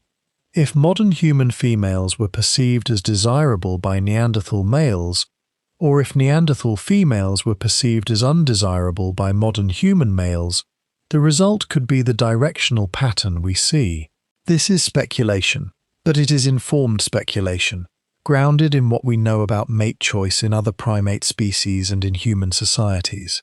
The truth is that we do not know enough about the social lives of either Neanderthals or early modern humans to say with confidence what drove the pattern. What we can say is that the pattern exists, that it is consistent across multiple lines of genetic evidence, and that it tells us something about the nature of the encounter between these two groups. It was not a simple blending, it was directional. And the direction matters because it tells us something about who had power, who moved, and whose children survived. Power in prehistory did not look like power today, but it still shaped who lived and who left descendants. Think about a child you know who comes from two different backgrounds, two languages, two cultures, two sets of family traditions. That child lives in both worlds and fully in neither.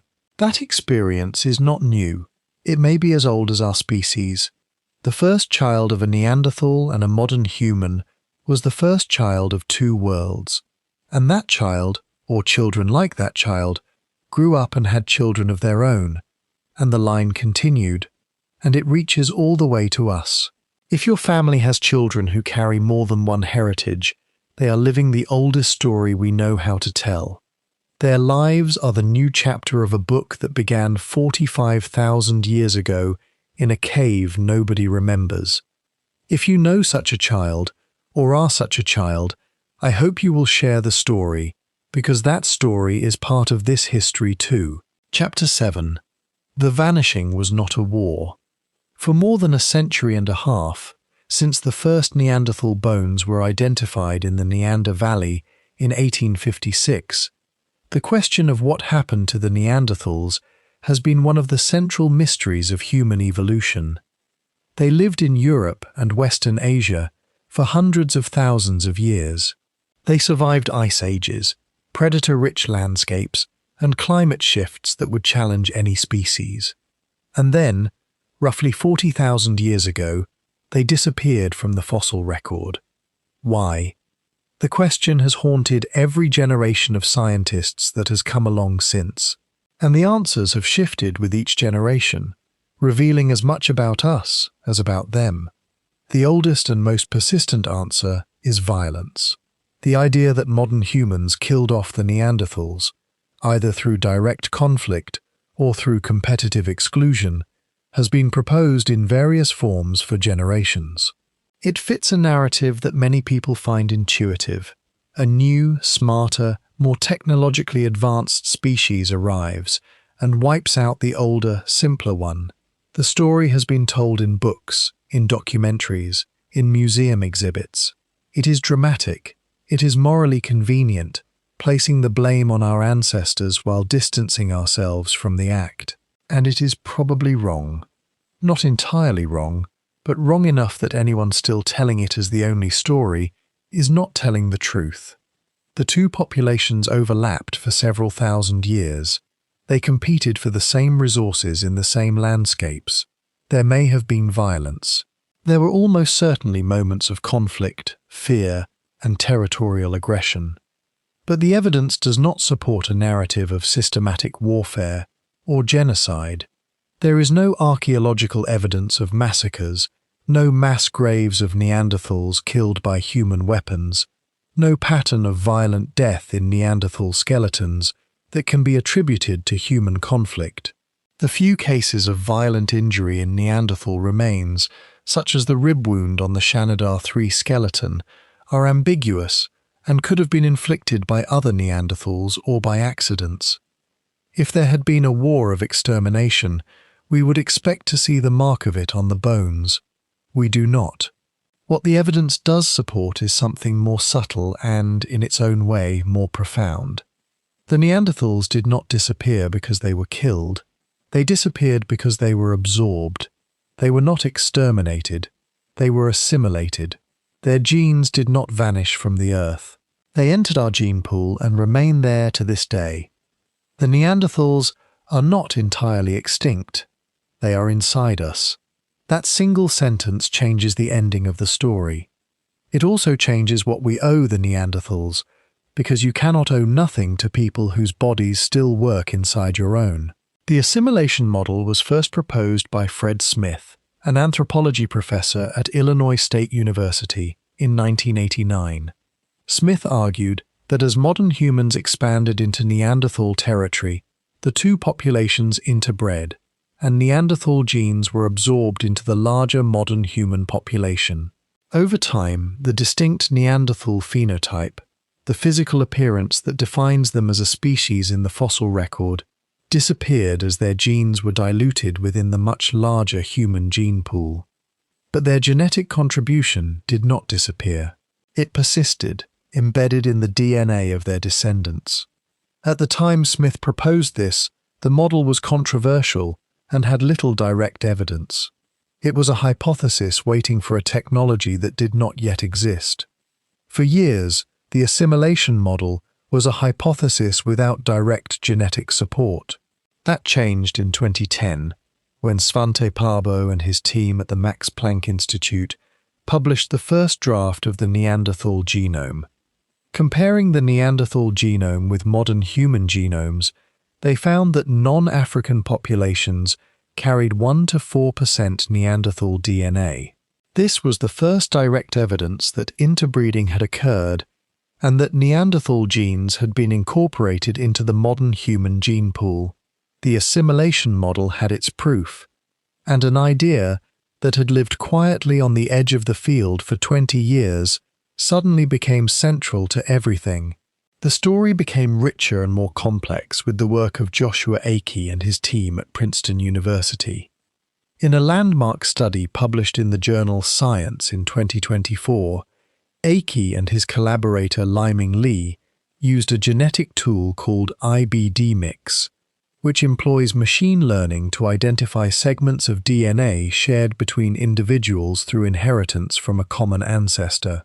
Instead of looking only at Neanderthal DNA in modern humans, they looked at modern human DNA preserved in Neanderthal genomes. This reverse perspective revealed something that had been hidden from view. It was the same trick used by Platt's group with the X chromosome, applied on a genome-wide scale. Look at the mirror, see what the other side saw. They found evidence of multiple waves of contact between modern humans and Neanderthals, not just one.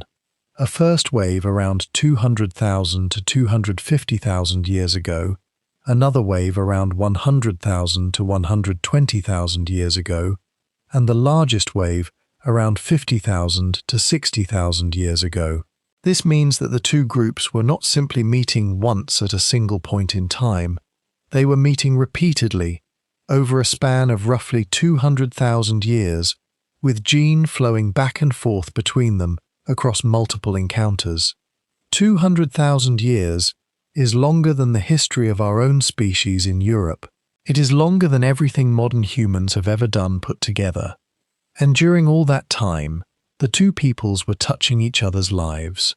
Oase described the finding in terms that reshape the way we think about human history. For the vast majority of human history, he said, we have had a history of contact between modern humans and Neanderthals. From the time modern humans arose until the Neanderthals disappeared, roughly 200,000 years, modern humans have been interacting with Neanderthal populations. This is not a brief overlap. It is a long, intertwined relationship. The two peoples were not strangers who met at the last moment. They were neighbors who had known each other in scattered ways for as long as our species had existed. The study also revealed something about Neanderthal population size. Previous estimates had placed the Neanderthal breeding population at around 3,400 individuals. Oase's team found that much of the apparent genetic diversity in Neanderthals actually came from genes inherited from modern humans. When they accounted for this, the estimated Neanderthal breeding population dropped to roughly 2,400 individuals. This is a tiny number for a species spread across an entire continent and parts of Western Asia. It means Neanderthal populations were always small, always vulnerable, always on the demographic edge. 2,400 people. That is the population of a small village today, spread across a continent. Every winter, every disease, every bad hunting year was a potential extinction event. Oase's conclusion was direct. He said he does not like to use the word extinction because he thinks Neanderthals were largely absorbed. His idea is that Neanderthal populations slowly shrank until the last survivors were folded into modern human communities. Modern humans were like waves crashing on a beach, he said, slowly but steadily eroding the beach away. Eventually, we just demographically overwhelmed Neanderthals and incorporated them into modern human populations. The word absorption is quieter than extinction, but it is not gentler in every way. Being absorbed means losing your identity, your language, your traditions, your kin, your name for the world. It means becoming part of something else and no longer being what you were. This is the central revelation of the story. The Neanderthals did not die in a war. They did not lose a battle of intelligence or technology. They were not inferior beings swept away by a superior species. They were a small population living in a harsh world, and when a larger population arrived and began to share their landscape, the two groups mixed. The mixing was not a single event, but a process that unfolded over thousands of years. And at the end of that process, the Neanderthals, as a distinct physical type, no longer existed, but their genes did. They were carried forward by children who were partially Neanderthal, partially human, and who grew up in human communities and had children of their own. The word extinction implies disappearance. The word assimilation implies continuation. The evidence supports continuation. Every person of non-African descent alive today is a living descendant of the meeting between humans and Neanderthals. The Neanderthals are not gone. They are here. They are in our skin, our hair, our immune systems, our bodies. They are in the way we respond to disease, the way we process certain foods, the way our bodies handle cold. They are part of us because, 40,000 years ago, two kinds of people met and produced children, and those children survived. The Neanderthals did not lose the future. They just lost the shape they were in when they entered it. This does not mean the process was gentle. A small population being absorbed by a larger one is not a peaceful process. It involves pressure, competition, loss of territory, loss of cultural identity, and eventually the disappearance of a way of life that had persisted for hundreds of thousands of years. The last Neanderthals did not wake up one morning and decide to become human.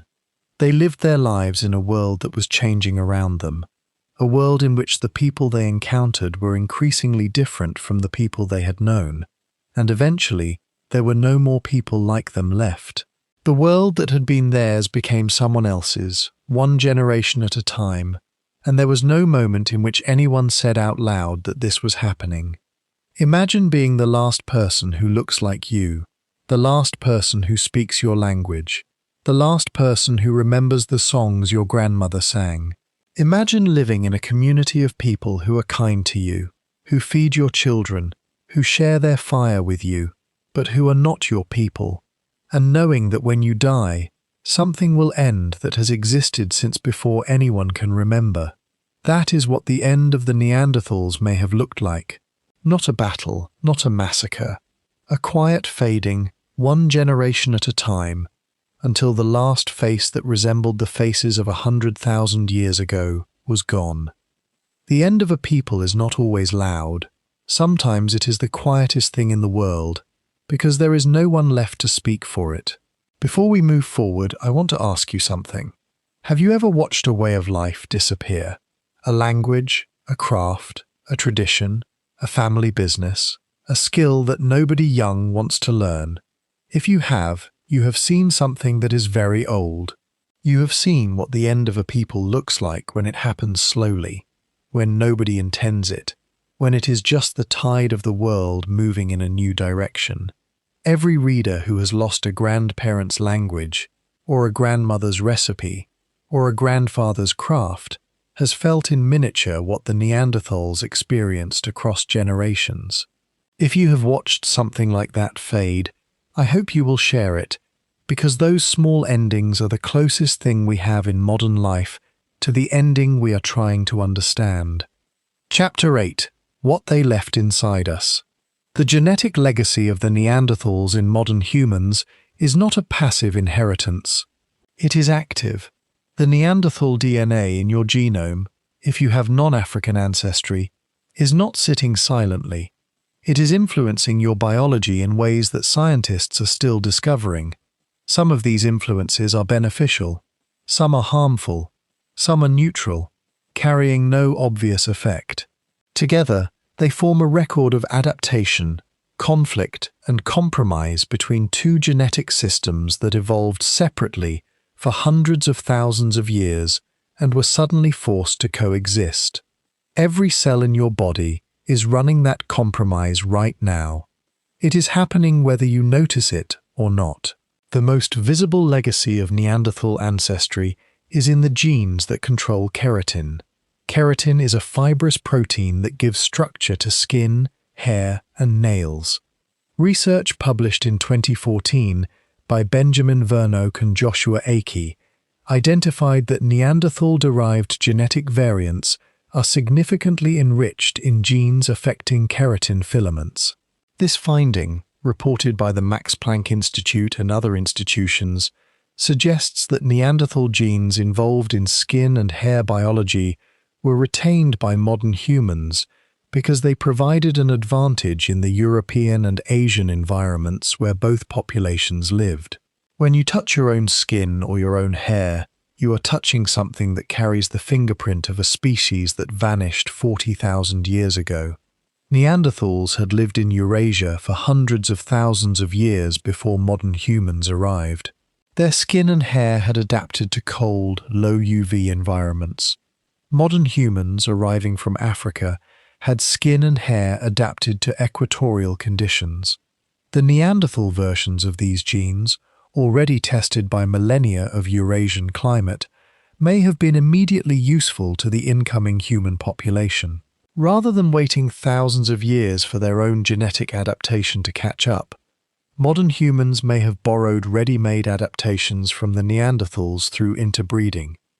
It was a kind of shortcut, written into the genome, allowing the newcomers to inherit answers that another people had already solved. This does not mean that Neanderthals gave modern humans white skin or straight hair. The genetics of pigmentation are complex and involve many genes, most of which are of modern human origin. But Neanderthal variants in keratin-related genes may have influenced the texture, thickness, and resilience of skin and hair in ways that were beneficial in cold climates. The Neanderthals may have given the incoming humans a genetic shortcut to adapting to Eurasia. Whatever your skin looks like in the cold, whatever your hair does when winter comes, a small piece of that story is written by a people who no longer exist. The immune system is another area where Neanderthal legacy is strong. Research from the Max Planck Institute and other institutions has shown that Neanderthal-derived variants are enriched in genes related to innate immunity, the body's first line of defense against pathogens. Modern humans entering Eurasia encountered new diseases, new parasites, and new environmental pathogens that their African immune systems had not evolved to handle. Neanderthals, who had lived in Eurasia for hundreds of thousands of years, had immune systems already adapted to these local threats. Through interbreeding, modern humans may have acquired Neanderthal immune variants that provided immediate protection against Eurasian diseases. It was, in effect, a gift of survival, given without either party knowing they were giving or receiving it. A study published in the American Journal of Human Genetics in 2016 identified that Neanderthal DNA is enriched in genes encoding toll-like receptors, proteins that play a key role in recognizing pathogens and activating immune responses. Specific Neanderthal variants in these genes are present in modern European and Asian populations at high frequencies, suggesting they were positively selected because they provided a survival advantage. Toll-like receptors are named for the German word toll, meaning strange or amazing, a name given because their discovery revealed a whole new class of immune defenses. Some of those defenses came to us from Neanderthals, but the Neanderthal immune legacy is a double-edged sword. The same immune system that protected our ancestors from ancient pathogens may contribute to modern health problems. Research from Harvard Medical School has identified associations between Neanderthal DNA and several autoimmune and inflammatory conditions. Neanderthal-derived variants have been linked to increased risk of type 2 diabetes, Crohn's disease, lupus, and biliary cirrhosis. These are conditions in which the immune system attacks the body's own tissues or overreacts to perceived threats.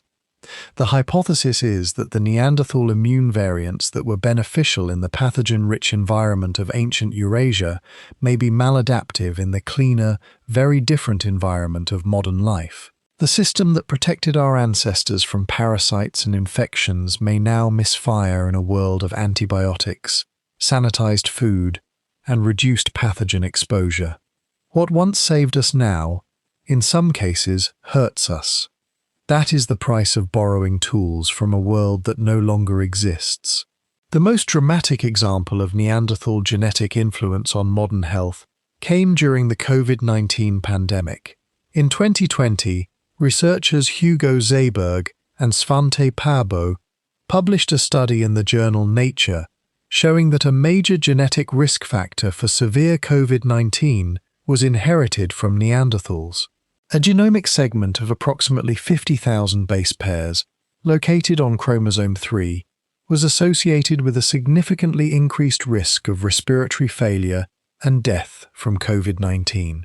This segment is carried by roughly 50% of people in South Asia and about 16% of people in Europe. It is nearly absent in African populations.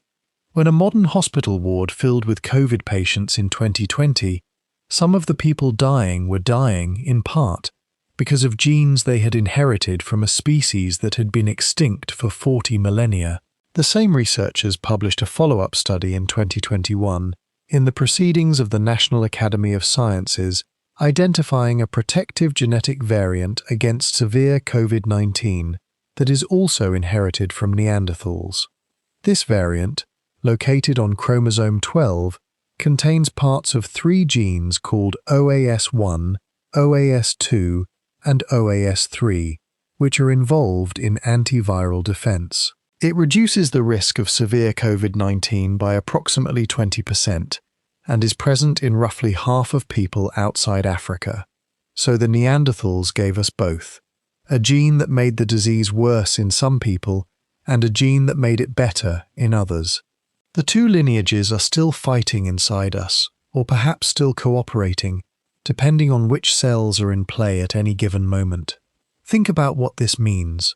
A virus that emerged in the 21st century killed some people more severely than others, in part because of genetic variants inherited from a species that has been extinct for 40,000 years. The Neanderthals, who never saw a coronavirus, who never traveled by airplane, who never stood in a hospital ward, shaped the outcome of a global pandemic through the genes they passed to our ancestors tens of thousands of years ago. The past is not past. It is alive in our bodies, responding to new threats with old tools. Every pandemic, every plague, every new disease meets an immune system that has been assembled from parts of multiple peoples across 500,000 years. There are other legacies. Neanderthal DNA has been linked to sleep patterns. Research from the University of California, San Francisco, and other institutions has identified Neanderthal variants in genes related to circadian rhythms, the internal clock that regulates sleep and wakefulness. These variants may have helped early modern humans adapt to the longer days and longer nights of northern latitudes, where the sun's pattern is very different from the equatorial rhythm of Africa. If you are someone who naturally wakes early or has difficulty adjusting to changes in daylight, part of the explanation may lie in genes you inherited from Neanderthals. If your grandmother could not sleep past dawn no matter how tired she was, if your father was always up before the sun, if you feel a shift inside you at the end of summer when the light begins to fade earlier, some of that may be a Neanderthal clock, still keeping time in your body. Neanderthal DNA has also been linked to the way our bodies process certain nutrients, the thickness of our tooth enamel, the shape of our nasal cavity, and the risk of certain neurological and psychiatric conditions. A study by Emily MacArthur, Tony Capra, and colleagues at Vanderbilt University, published in Nature Communications in 2021, used large-scale genetic data to quantify the contribution of Neanderthal introgression to the heritability of complex traits. They found that Neanderthal DNA contributes to variation in a range of phenotypes, including immune function, wound healing, cholesterol levels, and even certain behavioral and neurological traits. The reach of that ancient inheritance is wider than anyone imagined a generation ago. The picture that emerges is not one of a few isolated genes, but of a broad, distributed genetic legacy that touches many aspects of human biology. The Neanderthal contribution to the modern human genome was not a minor footnote. It was a significant input that was retained because much of it was useful. The parts that were harmful were gradually removed by natural selection over thousands of years. The parts that were beneficial were retained and spread through the population. The parts that were neutral persisted simply because there was no pressure to remove them. What you carry now is the filtered version of that inheritance, cleaned by selection, tested by 40,000 years of survival. This is why every non-African person today carries 1 to 4% Neanderthal DNA. It is not a remnant, it is a selection. The useful parts stayed, the harmful parts were mostly purged. What remains is a curated inheritance, refined by 40,000 years of natural selection, representing the genetic contributions that helped our ancestors survive in a world that was not the world they evolved in. When you look at your hand and think about what makes it work, remember that some of the proteins in your fingernails were designed, in part, by a people who wore no clothes we would recognize and lived in caves we can barely find. If you have ever wondered why your body does certain things that seem strange, why your immune system overreacts, why your skin behaves the way it does in cold weather, why you sleep the way you sleep, the answer may be partly written in DNA that came from a people who lived in Ice Age Europe for hundreds of thousands of years before our ancestors arrived. They knew that world, their bodies had adapted to it, and when they met our ancestors, they gave them the tools to survive in it. It was the greatest inheritance anyone has ever received, and none of us signed for it. It was placed in our cells before any of us existed, and it is still working, quietly, all the time. Chapter 9. The Grandmother You Never Knew You Had. The Zlatý woman lived approximately 45,000 years ago in what is now the Czech Republic. Her skull was found in 1950 in the Koněprusy caves of central Bohemia, near a village whose name means golden horse. For decades she was a mystery. Her age could not be determined because the bone had been contaminated with animal glue used to preserve it. Her genome could not be read because the technology to read 45,000-year-old DNA did not yet exist. She sat in a museum collection, waiting. She had been waiting in the ground for 40,000 years, and then she waited in a drawer for another 70, because the tools to hear her voice had not yet been invented. In 2021, Kay Prüfer and Johannes Krauss of the Max Planck Institute for Evolutionary Anthropology sequenced her genome and used the Neanderthal DNA within it as a molecular clock. The segments of Neanderthal DNA in her genome were shorter than those in Oase 1 or the Bacho Kiro individuals, indicating that more time had passed between her birth and the original interbreeding event. The researchers estimated she was born 60 to 80 generations after her ancestors mated with Neanderthals, roughly 2,000 years after the initial encounter. This placed her at approximately 45,000 to 47,000 years old, potentially making her the oldest known modern human in Europe.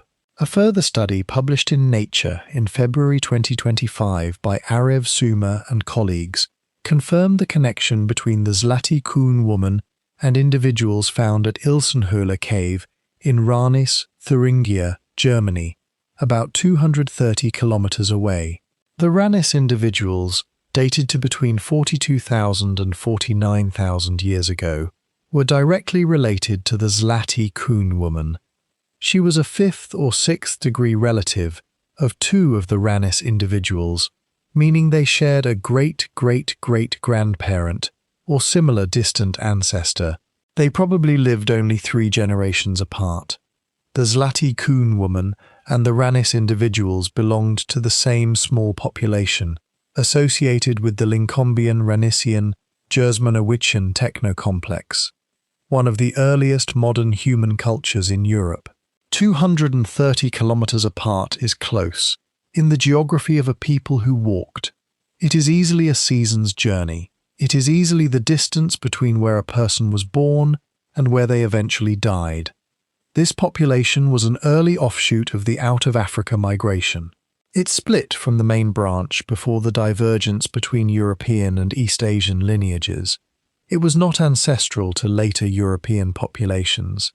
Its genetic line died out in Europe, replaced or absorbed by later waves of modern humans. But for a few thousand years, this small group of people lived in Central Europe, carrying the Neanderthal DNA they had inherited from the original encounter in the Middle East. And they left behind a skull that would one day tell us their story. They did not know they were leaving evidence.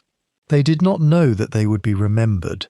They just lived, and then they died, and then the ground held what remained of them until the world knew how to listen. The Zlatý woman is, in a very real sense, a grandmother we never knew we had, not because she is directly ancestral to most living people.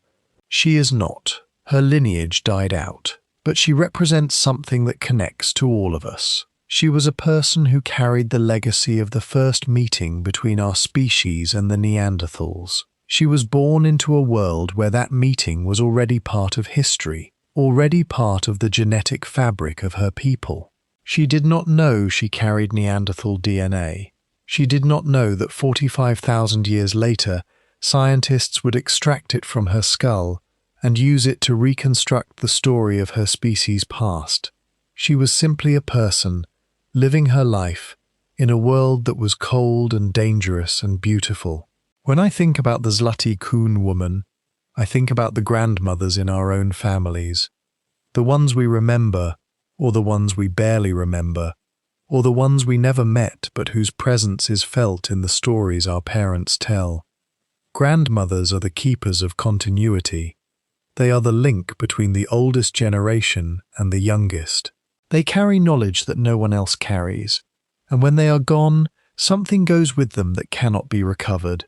Every family knows this. Every family has felt the moment when the last person who remembered a certain thing dies, and the thing dies with them. The Zlatý woman was someone's daughter. She may have been someone's mother. She may have been someone's grandmother. She lived in a community of perhaps 20 or 30 people, moving through the landscape of Central Europe, hunting, gathering, making tools, raising children, sleeping in shelters, sharing food, telling stories around a fire. She was a person in a world of persons, and she carried within her body the genetic record of an encounter that had happened 2,000 years before her birth. If she had known what she carried, she would not have understood it. The concept of DNA did not exist. The concept of species did not exist. She only knew her own people, and the people they had known, and the stories she had been told about the people before them.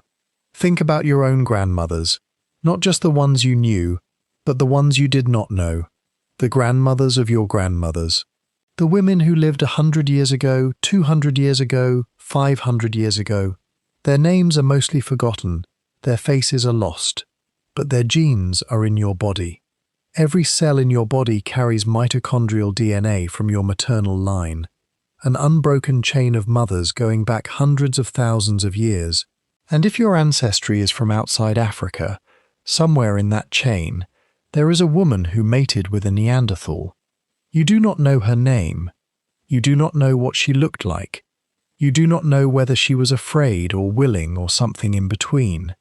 But she existed, and because she existed, you carry a piece of a vanished people in your body. The genetic evidence tells us that the original interbreeding event, the one that gave Neanderthal DNA to all non-African populations, occurred roughly 50,000 to 60,000 years ago, likely in the Middle East.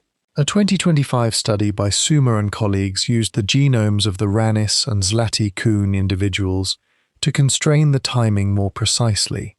They estimated that the Neanderthal admixture occurred between 45,000 and 60,000 years ago, probably during the initial phase of modern human expansion into Eurasia.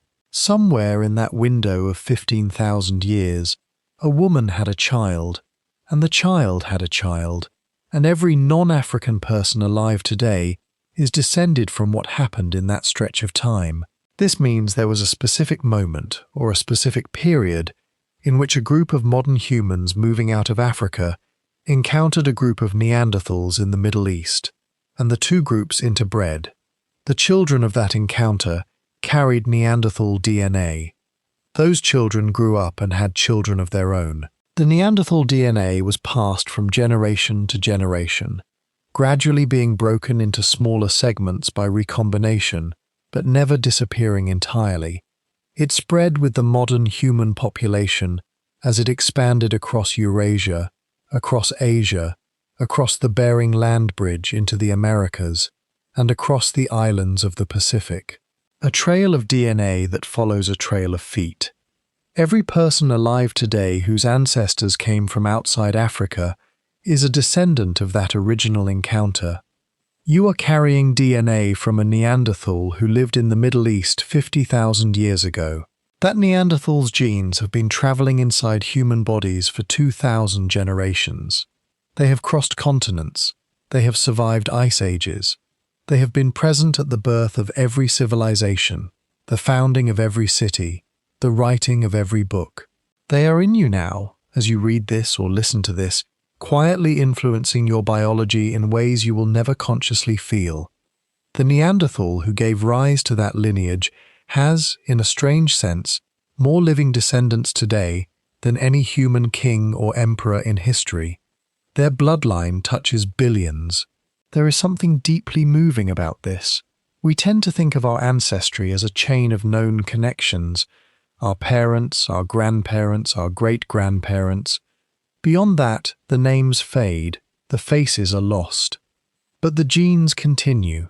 They carry a record that extends far beyond what any family can remember. Your DNA contains fragments of people who lived 50,000 years ago. People who were not even members of your species, and those fragments are active in your body right now. They are working. They are protecting you from disease, or shaping the way your skin heals, or setting the time your body wants to sleep. Before we move to the final chapter, I want to ask you something. Do you know any stories about your great-grandmothers? Not your grandmothers, your great-grandmothers. The women one generation further back. Most of us do not. Most of us cannot even name all of our great-grandmothers. But they existed. They lived full lives. They loved, they worked, they worried, they laughed. And they passed something to you that you carry without knowing it. If you know a story about a great-grandmother, or any woman in your family more than 2 generations back, I hope you will share it. Because those stories are the closest thing we have to what the Zlatý woman left behind. A fragment, a trace, a reminder that people who are forgotten are not gone. They live in the cells of the people they left behind, whether those people know it or not. Chapter 10. The Last Ember of a Vanished People. The end of the Neanderthals was not a single event. It was a process that unfolded over thousands of years, at different times in different places. The last Neanderthals were not in Germany or France or the Balkans. They were in the south, in the Iberian Peninsula, in the caves of Gibraltar, at the southernmost tip of Europe, within sight of the coast of Africa. The last stronghold of a people who had walked the northern lands for hundreds of thousands of years turned out to be a warm, sunlit stretch of coast where the sea was always in the air. Gorham's Cave, on the eastern face of the Rock of Gibraltar, is one of the last known sites of Neanderthal occupation. Excavations at the cave have produced evidence of Neanderthal presence dating to as recently as 32,000 to 33,000 years ago, though some estimates place the final occupation slightly earlier. The cave was a shelter, a living space, a place where the last Neanderthals may have gathered, hunted, cooked and slept. It faces south, toward the sea, and it would have been a warm, protected place in a world that was growing increasingly cold as the last ice age advanced. It was a good place to hold on for as long as possible, and they did hold on there, longer than anywhere else, until they did not. The Gorham's cave engravings, if they are indeed engravings, are among the last traces of Neanderthal symbolic expression. A pattern of lines scratched into the bedrock of the cave has been interpreted by some researchers as deliberate, purposeful marking. Whether it is art, a tally, a game board, or something else entirely, we cannot say, but it was made by a Neanderthal hand, in one of the last places where Neanderthal hands made anything at all. Someone sat in that cave sometime in the last few thousand years of that people's existence and pressed a sharp stone into the rock, over and over, until a pattern emerged. Whatever it was meant to be seen, meant to last. And it did last, longer than anyone could have guessed. Imagine those last communities, small groups, perhaps a dozen or 20 individuals, living in caves along the southern coast of Iberia. Their world had been shrinking for thousands of years. The territory they could call their own had been contracting as modern human populations expanded.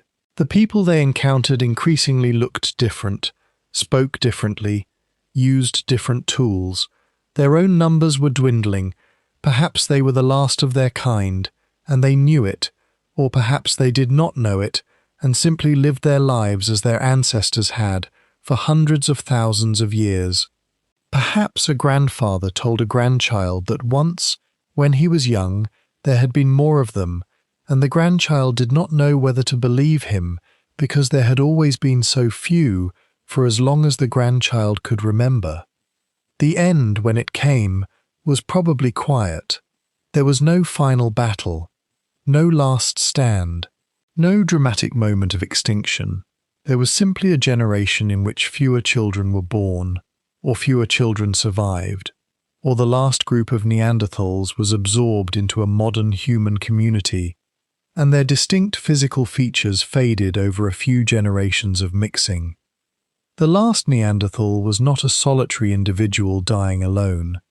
The last Neanderthal was probably a woman whose children were partially modern human, whose grandchildren were more so, and whose great-grandchildren were indistinguishable from the modern human population around them. She vanished, not through death but through dilution. Her genes persisted, her face did not. This is the final evidence object of the documentary. Not a bone, not a tool, not a cave painting, but a face that disappeared, a face that had existed in Europe for hundreds of thousands of years, through ice ages and warm periods, through the rise and fall of countless animal species, through the slow evolution of human culture from crude stone tools to sophisticated hunting strategies. That face was the face of a people who were not us, but who were close enough to us that we could mate with them and produce children. And when the last face that looked like that face disappeared, something was lost that had been part of the human family for longer than our own species has existed. It was a face that no one alive has ever seen exactly, though pieces of it look back at some of us from every mirror. But the genes remained. In the bodies of the children and grandchildren and great-grandchildren of the last Neanderthals, the DNA persisted. It was carried north, east, west and south by the expanding modern human population. It crossed mountains and rivers and seas. It survived the last ice age, the warming that followed, the invention of agriculture, the rise of cities, the spread of empires, the Industrial Revolution, and the digital age. It is in you now, if your ancestors came from outside Africa. 1 to 4% of your genome is Neanderthal. It is not a fossil. It is alive. It is working. It is influencing your immune system, your skin, your hair, your sleep, and perhaps even the way your body responds to diseases that did not exist in the Neanderthals' world. The jawbone of Oase 1, the bones of Bacho Kiro, the skull of Zlatý, the engravings of Gorham's Cave, the genome of Denisova 11, the X chromosome that carries the signature of directional mating, the immune genes that fight modern diseases, the keratin genes that shape modern skin and hair, all of these are pieces of a single story. The story of two kinds of people who met, and instead of only fighting, also loved, or at least produced children together, and those children became us. Every piece of evidence fits into a single frame. Every fragment adds one more line to a story that no one alive was there to see, but that all of us are, in some small way, still living. The meeting was not a single moment. It was a process that lasted 200,000 years. It happened in the Middle East, in the Balkans, in the mountains of Central Europe, in the Altai of Siberia, in the caves of Iberia, and in many places we will never find. It happened between people whose names we will never know, whose words we will never hear, whose faces we will never see. But it happened, and the evidence is in our bodies. The Neanderthals did not vanish. They came home with us. They walked in our feet. They saw with our eyes. They still do. The last ember of the Neanderthals did not go out 40,000 years ago. It is still burning. It is burning in the cells of billions of people. It is burning in you.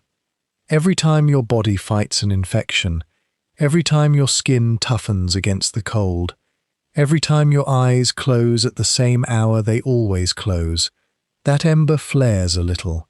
It has been burning for 400 centuries. It shows no sign of going out. Conclusion.